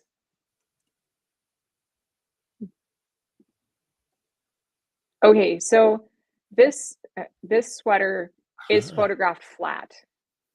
right. And when you knit the sweater and you lay it out flat, that's exactly what it looks like. Okay? Uh-huh. It's a lot of knitting, it's on very thin yarn, but however, so look at the placement of, like, where the black is sitting and where the white and, where all the different colors are. If you actually look at this on the girl, Oh, that looks it's really different. That it doesn't look like the same sweater at all. And so we determined, with me and some of the other knitters in my group, we determined that this sweater, it probably comes about down here, and it's about 4 sizes too big for her, and they just stuffed it into the skirt. oh, right. They wouldn't get away with that these days. It'd be all over craft snark and Ravelry, wouldn't it? Wow. Yeah, because it doesn't look the same at all, does it? It's Oh, because I sorry. can't even. Oh, what have you lost? Are Hold you all on. right? My Siri decided to activate. Do you want me to take it off the screen for a minute, or are you okay? Yeah, hold on one second. Yeah. I love it when things go wrong.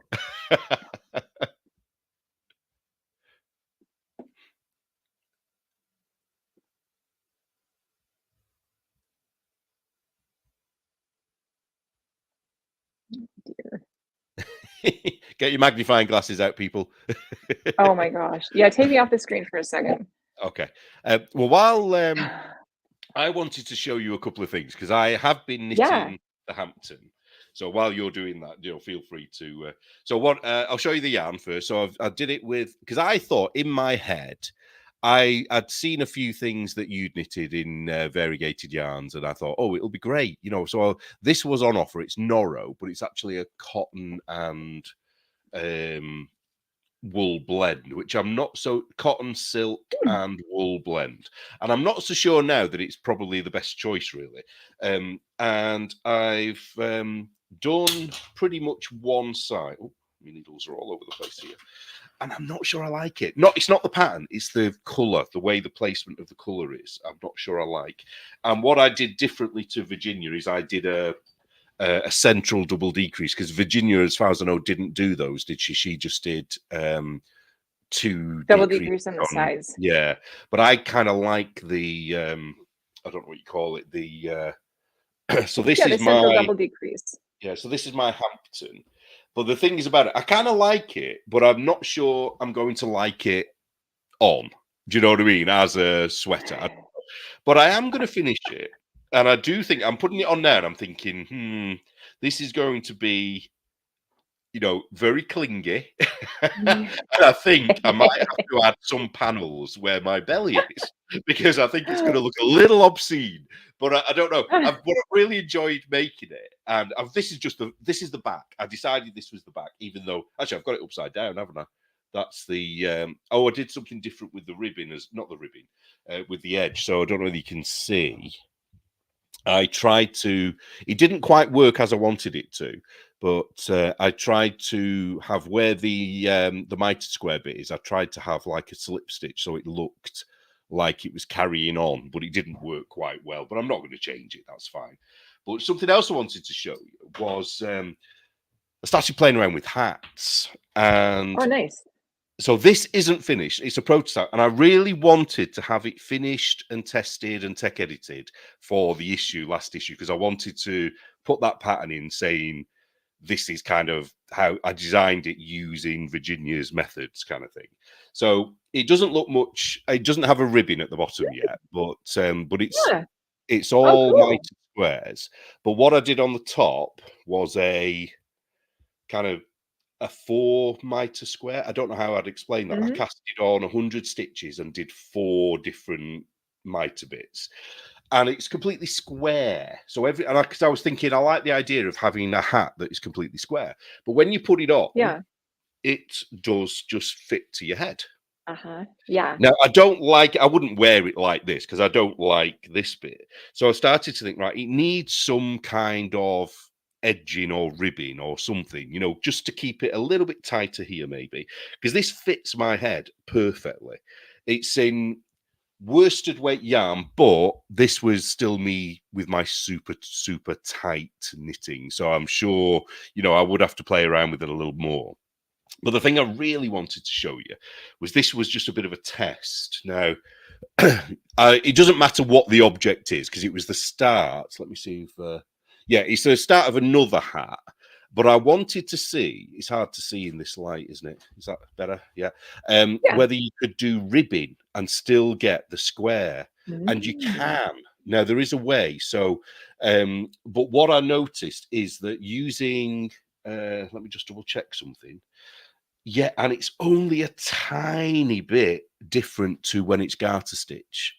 So it kind of keeps the same size. It's a little bit smaller, but it's interesting. So is it a normally 1x1 rib? It's just a 1x1 rib, yeah. But there is I mean, I don't mind telling people what you have to do is you have to do the double decrease on both sides. So on every row, you do a double decrease, and it works. And it's just a stretch. Okay. But it's for some reason, although it's a different yarn, to be fair, so I need to do the test with the same yarn, but it does seem to come out almost the same size as just doing it in garter stitch, which to my mind doesn't work. But yeah, the purl, so you have to do a purl double decrease if you're doing it with a central double decrease. But how you would do it just doing Virginia's method would probably be easier, wouldn't it? Because you're just going to do on either side of the stitch marker. Yeah, I don't know whether it'll look weird or not, but yeah, give it a go, because I keep thinking, do you know what? That would work really well, just to give a different look to the edging. It would. Yeah.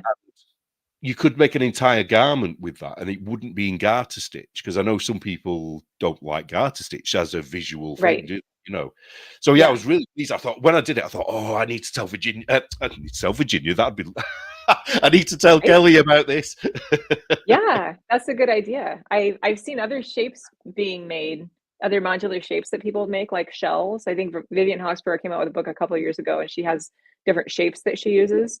But I've never seen a modular a modular knit in 1x1 ribbing before. That's very cool. There's another designer I found out about recently that does something similar. She does modular stuff, but she uses different stitches for shaping. Her name is Oh, Allison Ellen. I think you might have been oh the one who yes. told me about her. And Yeah, she I've does got really a great stuff. couple. So if you like modular Yeah. stuff, check out Allison Ellen. Yeah, what I might do afterwards, I won't do it today, so don't expect. What I might do over the weekend is I might add some of the other books, because there's Hoxborough, isn't there? There's the Ellen. There's also, we've talked about this on email. There's also oh, I've forgotten his name now. Husband and wife team. She sadly died, and I've forgotten the names. They did a Oh whole thing yeah, on modular. Pat Ashforth and Steve Plummer, Oh, Woolly if you've Thoughts. never heard of them yet, go to their website, Woolly Thoughts. Mhm, They are geniuses. Some of the things mhm, they do lots of shadow knitting, where when you move it to one side, you see a picture, but when you look at it straight on, it's mhm. stripes. Absolutely brilliant. And they live really close to me. They live about an hour, just Oh, over an nice. hour Oh, away. wow. And I Yeah. would love to meet him, because I want to pick his brain, because they were both maths teachers, weren't they? Uh-huh. So everything Yeah. they do has a math element to it. And Mhm. they definitely must have had this book, the number knitting book, because I think they even I make don't reference think they to it. did. Oh, didn't Came up they? with their method on their own. Yeah, Oh, independently. really? And they found out about it later, Oh, but yeah, they came up with their method independently of number knitting. right. Because it's Yeah, very because I had similar. some. It's almost the It's same, isn't very it? similar. Almost. Yeah. Yeah, the shapes that they use Ah, are different. I think their primary shape, instead of a mitered square, it's a corner to corner triangle. That's their preferred shape. But because I remember before Pat died, so this would have been like 2015, 2016. She and I were chatting on Ravelry, and she was very encouraging. She was just right. lovely. Mhm. Yeah, I And remember when I first saw the shadow knitting thing, the illusion knitting, I mhm. thought, "Oh, I've got a brilliant idea. You need to work out how to do a Cheshire cat, so that when you look Oh, at it one fun. way." Well, so I Yeah, emailed her. I emailed both of them, but she replied, and she yeah. just said, "Yeah, we've got a frequently asked questions, and there's about 500 people that have already suggested it." And that was me thinking I was really clever, thinking that would be a great idea. But Yeah. obviously, it's the first thing everyone thought of. Yeah, There's this another technique I wanna go on. try soon that I wanna try. It's called fission knitting. I don't know if you've heard of this. Fission or vision? Fission knitting, and so what it is, it combines techniques, and I love that. So it combines garter stitch, it combines marling, and it Uh, combines cables. So it's a double thick fabric made on big needles using garter stitch, and then, so the colors of yarn are 2 different colors, and then you have a contrast color and a main color, and so you can have the contrast color running on either side of the surface as a cable. right. Yeah, so it's modular. No, it's not modular. It's garter stitch, it's cables, and it's marling. And Oh, so what I thought would be fun to then, like, if that wasn't enough, to do it modular. Like, right. so Well, you do the yeah. baby blanket, sort of like, you have your blankets going like that, your shapes, and then make each one a fission knit square picked up one from another. Like, how fun would That that would be be?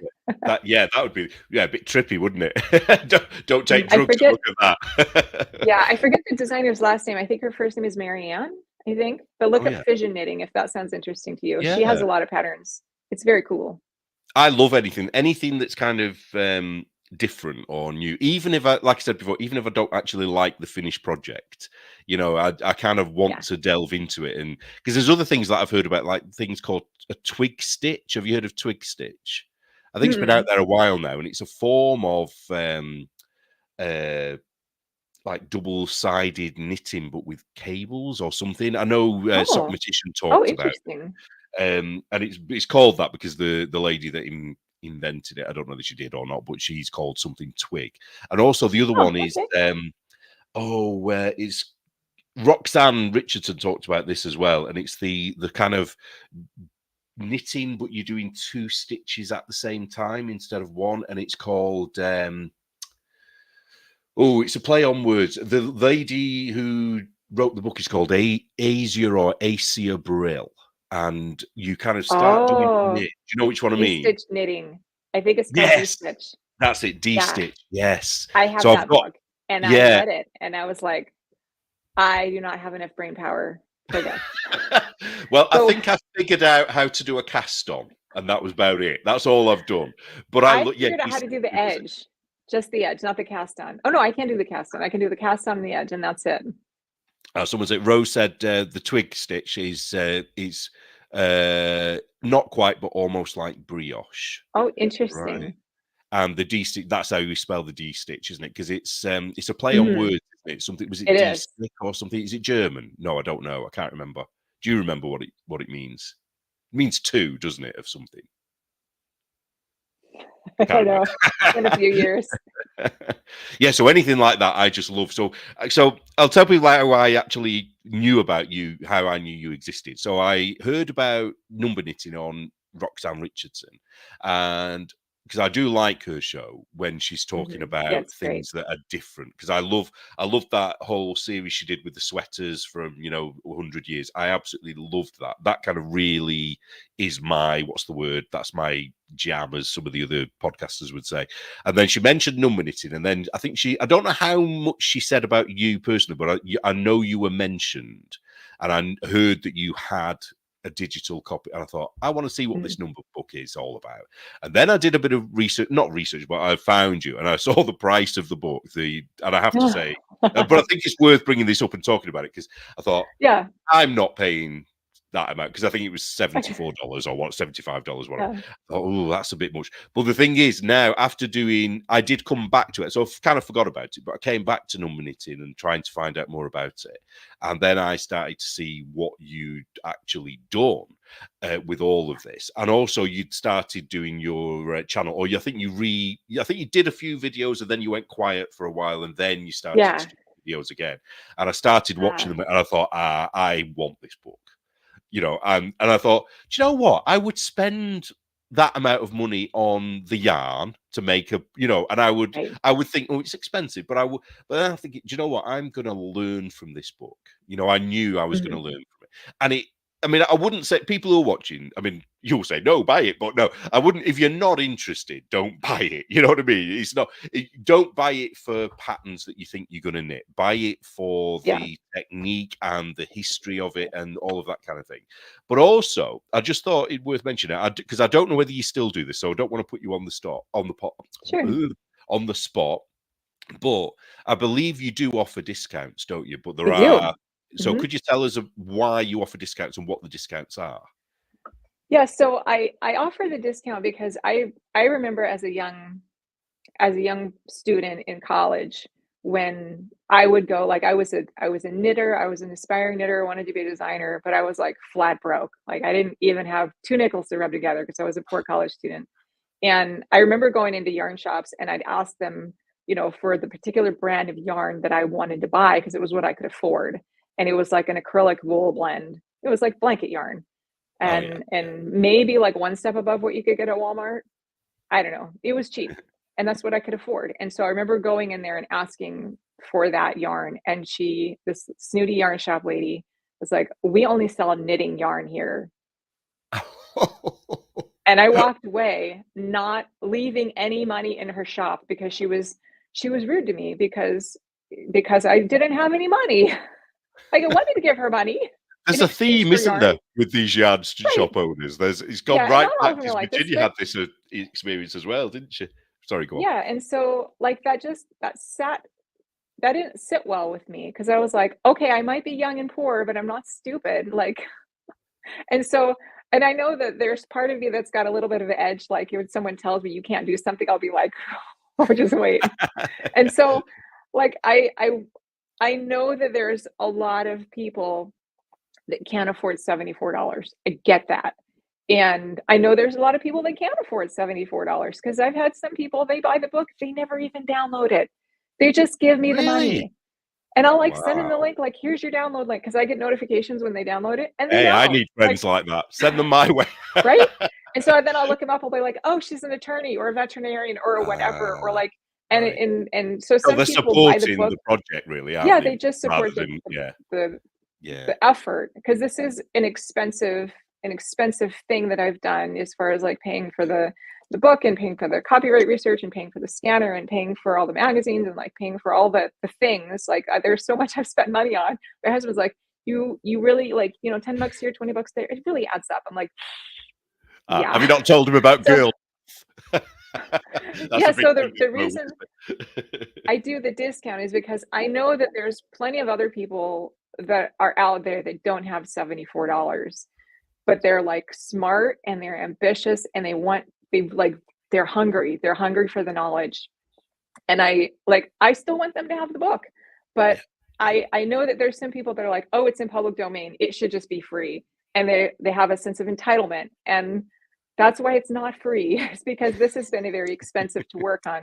And so for those people who want a copy of the book and want to do a little work for the copy of the book, you knit one pattern from the book, and I'll even send you the pattern. I've got some patterns, I think they're like $1 on my website. I think mulberry bush is a mitered square blanket. It's just a mitered square, round and round and round you go. It's the only mitered square pattern I've ever seen that is knit counterclockwise.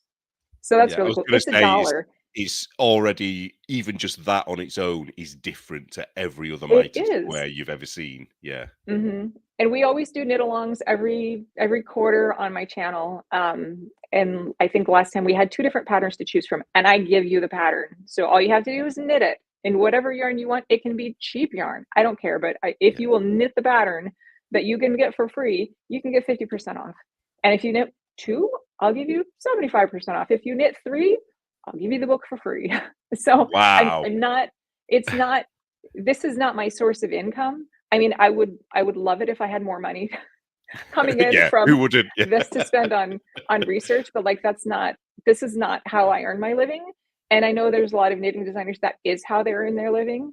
But like I have a whole nother business. So this is something I do very much, you know, for the love of it. And I Yeah. love when I And you can can get together with tell. other knitters and they're excited. And so like if you don't have money, I I get that. I've been there. I've Yeah. been there for a long time. But yeah, just come on, join the channel. We just did a new let's see what our latest whoop, hold on. I lost my ear pod. Our latest knit along that we're doing this quarter is a pattern I came up with. It's a hat, and you can knit it in whatever size that you want. The pattern is free on my channel, like all my lives this quarter, the whole quarter. And it's modular knit, and it's a hat you can make in whatever size that you want for whatever head size you want using whatever yarn that you want. And it doesn't require any double pointed. It doesn't require you doing like Emily Ocker's brigading or like wrangling the 8 stitches or whatever. It is knit in the round on circular needles, Wow. and then That's you that's graft it at the cool. top. Yeah, and I have little ones, big ones, and then you fill it in with ribbing. It's super fun. It's based on Virginia's ideas, which is, you know, all the modular knitting, and it has ribbing here. Because this whole thing is knit on the bias Yeah. with the chevrons, that takes care of the negative ease. So normally if you've got like a 22-inch head, you'll make a 20-inch hat so that it snugs up. But because this is on the bias, you can just do the math. The math is in the pattern. You can just, you know, plug in your head size and your stitch, you know, your gauge, and it'll tell you how many stitches that you need per like section. I tell And you what I the loved negative, about the hat. I watched this on your oh yeah, channel. I loved what you said about it because you you said what was it? Your husband wouldn't let you go out wearing it, but you would wear it to Rhinebeck or you would wear it. right, And I love that. right. Because I'm a professional woman. That's what my husband reminds me. Are you professional? Yes, I'm a professional. I'm an executive. My company of Oh, 2. it's so cute. It is so cute It though. is. And I love And the way it's you've done the colours on that as well. you there's a little neighbor girl. I made her a pink blanket in like this unicorn colors, and I had some leftover yarn, and so I made a hat, and that's why it's like little girl colors. And this is just like Walmart yarn color changing. This is nothing And special. what I love about that, and it reminds me, I mean, that's much more complex than the hat I made, but I love that it fits a head, even though it's not domed. You know, Yeah. we get Uh-huh. obsessed with having these decreases at the top, don't we, of hats, and it doesn't have to be like that. Right. Or you can pull it down further and it kind of flattens out a little bit. Yeah. Yeah, and No big it deal. look yeah, it looks good that way because you've got the triangle bit at the front as well, haven't you? Yeah, it's Uh-huh. cool. Yeah. So And if which you wanted to, you so could. we oh go on. twisted so that the triangle right. bit is like that way. Your choice. I'm not sure which way I prefer it now. I like both ways. I'd have to Yeah, keep switching it I like around it on my head. with the triangle in front because it tucks back a little bit. It doesn't get in the way of my glasses as much. Well, one thing I was thinking is like if that was done in different colors. So imagine if you did that in either a charcoal gray with some kind of I don't know highlighter yellow or something. I don't know. You Hmm. could do some really cool versions of that. Hmm. Yeah, and do like a contrast color in here. So Yeah. is that what your I don't know what do you call your group of knitters that do these with you? What do you have are you a group or are you just A bunch of people that show up on Sunday nights on YouTube. so when you're a bunch of people who show up on a Sunday night on YouTube, And you need a name. when I When say a they bunch, I mean like 5. right. So is that the hats what you've been working on this time around? What will be the Yeah, next knit along that you do? I have no idea. I Ah. didn't figure out this quarter's knit along until about 2 weeks into October. And do you think so? Say so. If anybody's watching now and they think, "Oh, one, I want the book. Two, I want to have a go at knitting something."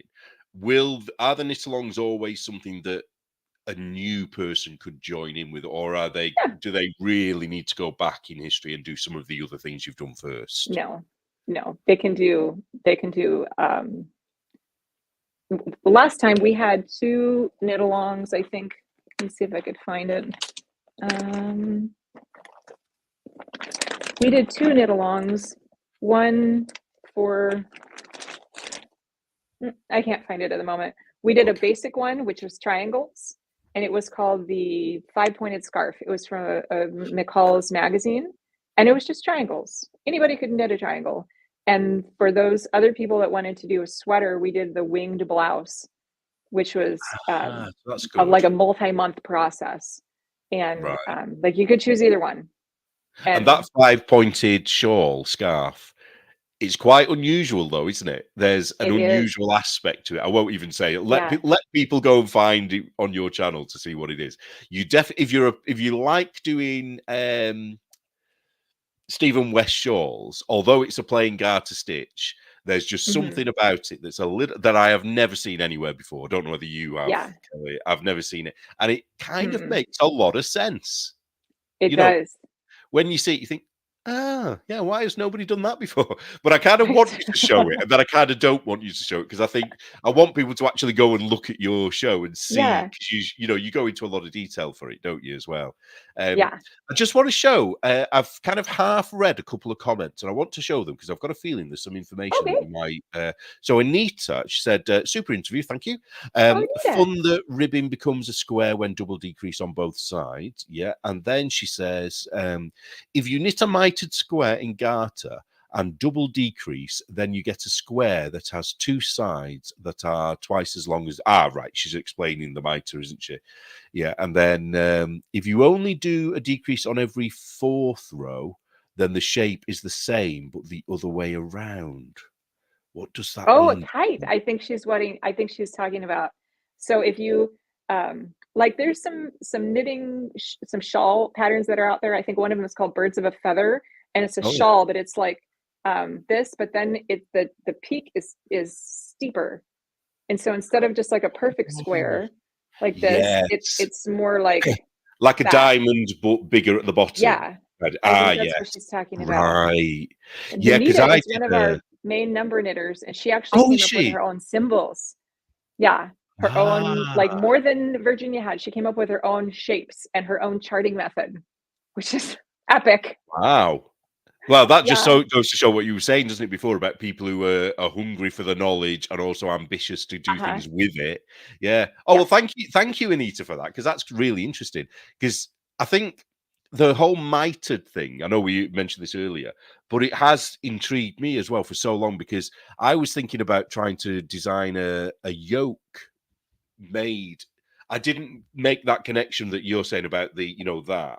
But now, as soon as you said it, that presumably could work as a yoke if you do some, Hmm. math on there. I don't know. Yeah. I'm just thinking all Good sorts of. idea. Um, Is there anything that we've missed out, do you think, that is really sort of crucial to Virginia or number knitting? Because there is so Oh much. gosh, There's so much there's we so could much. say. Yeah, she's amazing. And that's part of what I do on my show is in addition to researching all of this and, all that goes along with that, I wanted to learn more about Virginia as a person. And so I researched like her history and her family and like her education and like everything that I could find out about her. And if you read the introduction to the book, she goes on for about 6 pages talking about how number knitting came to be, the people that she met, the people that helped her. And there's like a couple of dozen people that she mentioned in the book. Everyone from her patent attorney to her mailman to her daughter's high school English teacher, all of her friends that are mentioned by name from everywhere from like Panama to, all over Maine. And so I've been researching all of those people that Virginia thought were important enough to mention.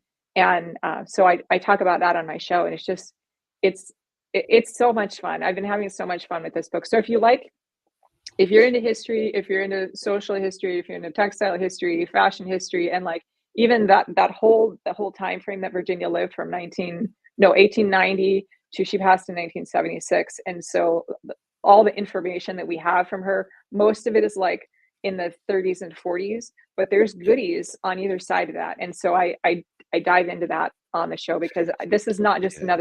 this is not just another knitting book. There's like a real person behind that we can actually learn about. Yeah, because what was the story you mentioned about her daughter's school teacher? Isn't there a story connected to that to do with Yeah. her knitting something that was Virginia's? And tell us that story if you Hmm. can. If you, Yeah. So Virginia moved to Elliott, Maine, I think in 46. And she was a single mom at this point. Her daughter was in the high school. And her daughter's English teacher said to her daughter Jane, "Is your mother the same Virginia Bellamy that published some knitting patterns years ago?" And apparently, the school teacher had bought some pamphlets from Women's Home Companion back in the 30s. She knit her kids' clothes from those patterns, and she remembered, and she asked Virginia's daughter Jane about it, 15 years later. And so there was a wow. connection. Even before Virginia moved to So town, there was a what are the connection with odds people of in that? that town The already, odds of that are right? quite slim, aren't they? That's kind of Uh, it. Because can you imagine? So those original pamphlets, I'm assuming. Excuse me. I'm assuming you would really like to get your hands on them. I would. So if I anybody in would. the off chance, I'm sure this will go nowhere, but in the off chance that you have these pamphlets in your attic, Yeah, please contact Kelly because I'm sure you'll come to you figure something out because they are like gold dust to you, aren't they? Because that they are. that is that the only kind of missing piece of the Virginia puzzle for you that you No. need? So There's more. there's there's Puff Bunny Wardrobe that was published by Women's Home Companion in the 30s, I think 32 or 35 or something. It was a series of articles that Women's Home Companion put out, and then you could write in and order the whole 36-page pamphlet. There was another couple of knitting researchers that did an article about that in it was either Textile Traditions or knitting traditions, or I forget. It was an Interweave Press publication a few years ago. So they had this whole spread on Puff Bunny wardrobes. So they're trying to find it too, which is great. But there's that one. As far as the number knitting pamphlets that Virginia put out through McCall's, there was 3 of them. There was number 1, number 2, and number 3. I have She's good with and I have names. pictures, right?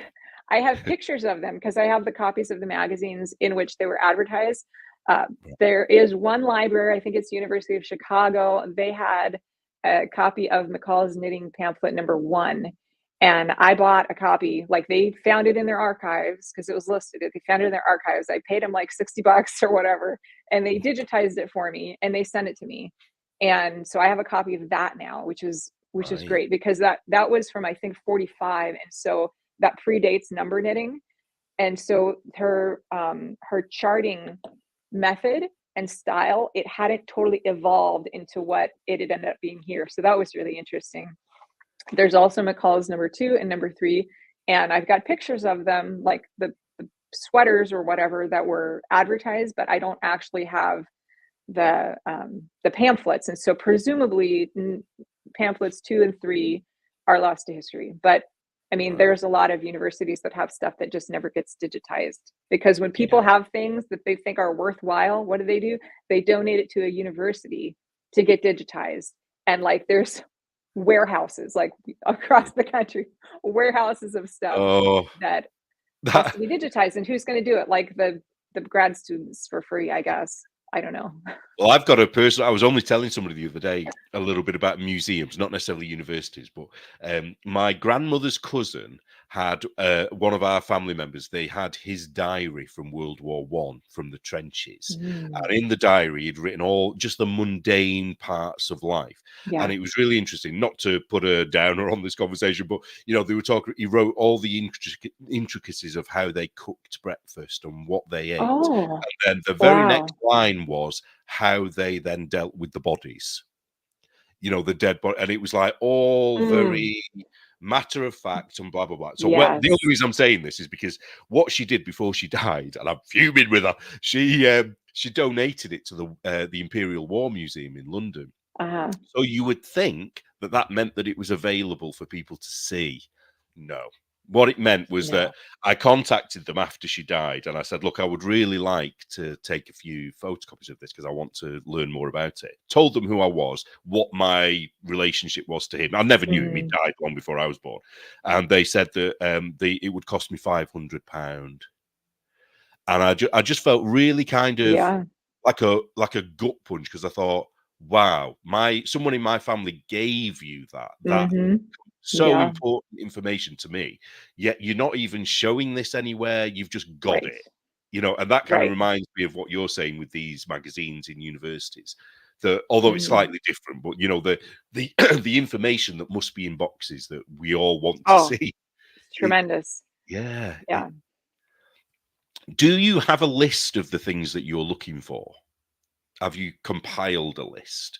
Because you never know, other people No. might be happy to do that research for you. Because I know some people just love researching, don't they? Uh, Mm-hmm. might be Yeah. something to I think about. It's easy to do, it's not too difficult. I I would have to put together a list. I have a lot of um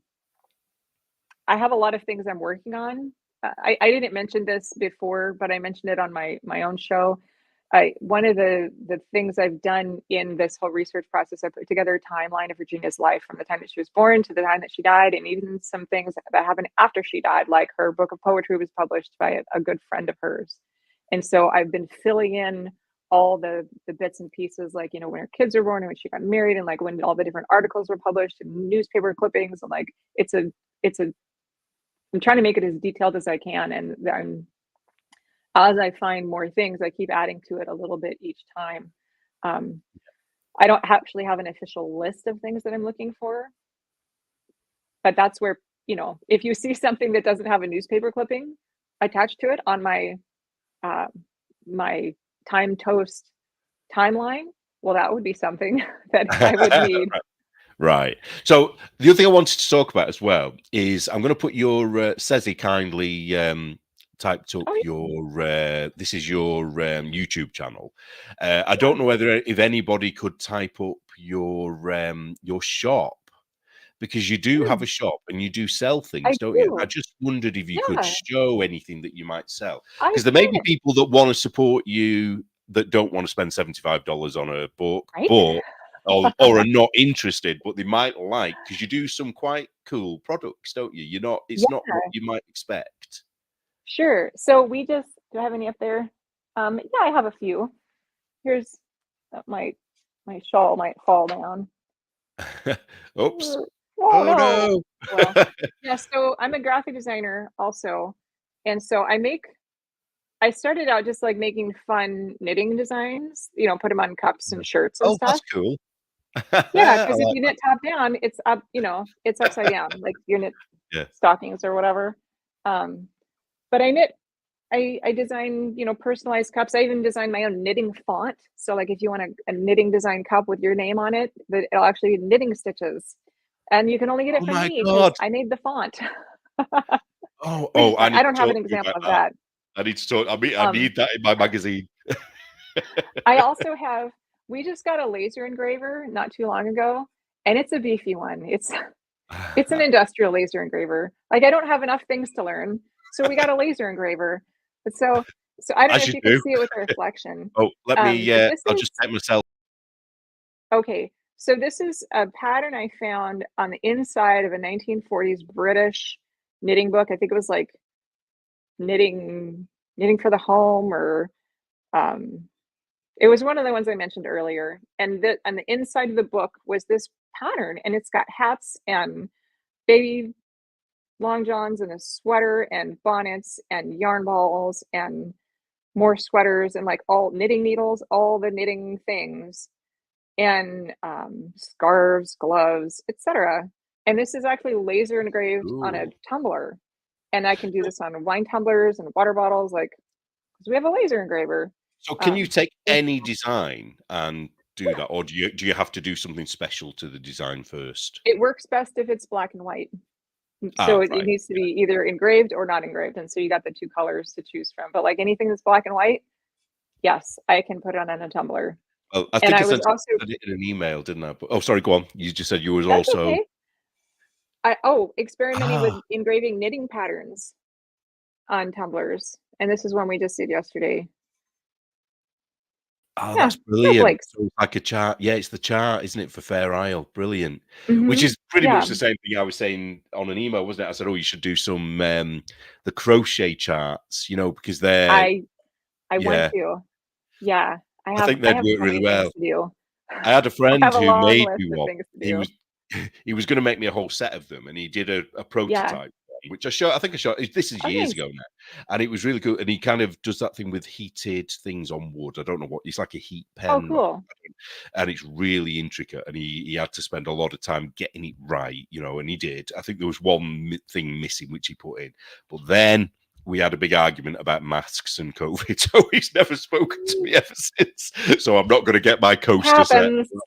So the moral of the story: don't have arguments with people if you want something from them. Truth. So how do you find? Actually, I can type it in myself. How do you find your website to look at your products? And is there Oh, a it's website address? knitswag.com. Ah, KNITSWAG that's dot easy com. enough, isn't it? Yeah. Right. So I haven't hopefully, got we just made this one go. yesterday, so I haven't got that size up on the website yet, but Do you ship probably this weekend worldwide, I or is will. it America only, or have you not? I can ship worldwide. I've done it a few times with some things. We haven't done it with the tumblers yet. I don't know what the pricing would be, so I'd Right. have to We figure need that somebody out. to test So it, for don't we? now, I could definitely do the US. That's easy. Hey, people are liking our interview today. That's good. Oh, good. Thank Thanks for you. coming. Yeah, I'm just gonna have a quick look through the comments because I don't know Okay. whether we've missed any interesting ones that I'd want to. Uh, the probably I should have done this before, shouldn't I? I don't think we've missed anything that I think. No, I don't think we have. Okay. So I think we're at the sort of almost 2.5 hour point now. So I Yeah. think it might be time to wrap up. I think, but I definitely will invite you on again at some point. I don't know when. Cool. If you'll come on again, perhaps when Yeah. when you know what your next knit along is going to be, maybe, or something like Yeah. that. Maybe you could come on then, or um, Cool. because I think there's a lot of things that we haven't talked about to do with Virginia Woods Bellamy, and I know because Mhm. well, put it this way, you've got an entire channel dedicated to it, haven't you? So there's obviously a I lot of things. do. So we can't get it into this interview now. But I just the other thing that I said this in the article I wrote as well. I'm sorry, I don't mean to embarrass you when I say it, but No. Kelly deserves far more followers than she's got Oh, on that channel, because thank you. it's very, very professional. It's not like my Tim Pot, you know, I mean, I've got a microphone, but everything else is kind of like off the cuff, and I don't plan and I don't do anything like that. Whereas Kelly's is so professional. You know, she does all these overhead video things and demonstrates, and you know, it's very slick. I mean, look at the background. You really, everything's very well considered. So please go and follow her. Go and watch her YouTube channel, and you know, give it a go. If you don't like it, you don't have to stay watching, do they? You know, you'll follow what you like. And also have a go at one of the. I knew there was a question I wanted to ask you. Is the plan? There's two questions. Sorry. So is the plan to knit every single design in the book? And the second question is, do you have a plan to either write a book or republish the book? My plan is to knit every single item in the book. Yes, and I'm about 75% of the way there. Wow. So As you've done far a as lot. I have, and most of it is sitting next to me in a giant pile. As far as republishing the book, that I don't know. Originally that was my goal, and I thought it would be simple. I thought I could do it in like a year, just reknit the items and redraw the charts. But then the items are like, there's a lot, and some of them are complicated and very difficult, and redrawing the charts alone took me a year. And what, as I worked with test knitters, what Virginia did in 2 pages, test knitters are like, well, I needed in different sizes, and we need more instructions, and we're confused. And so, because it was a correspondence course, and what she said at the beginning, she doesn't repeat. And so if I wanted to issue each one of the patterns individually, this 274-page book could easily jump to 1,500 pages. Right. Easily. Yeah. And so I don't know that I personally have the bandwidth for that. Because I Well, have another business. Have you been talking today? I was just thinking, even if you don't republish the book as it is, there's the knowledge you've gained from this. There's definitely enough for a book of some description, isn't there? You know, even if it's a history of her life, you've got enough knowledge for that. So I just think there's such a lot of potential of information. You know, the information you've got, you could do so much with it. But like you say, though, you've got to have the time, haven't you? You've got to have the time, you've got to have the funds to do it, and there's only so much you can do in one day. I only have 24 hours in a day, unfortunately. So yeah, wait till you retire, and then you can spend all your time writing the book. Yeah. I think at that point, I think it's time. So we're almost exactly on 2.5 hours now. So I think we'll say goodbye, and thank you for coming on. I know, you know, I know a lot of people won't come on my channel because they think I'm some kind of evil Nazi, which I'm not. But for some reason, everyone thinks that. But thank you for coming on, and hopefully you'll come on again soon. And definitely. The last thing I'm just going to say is, Kelly Vaughan of Knitswag, you have been blocked.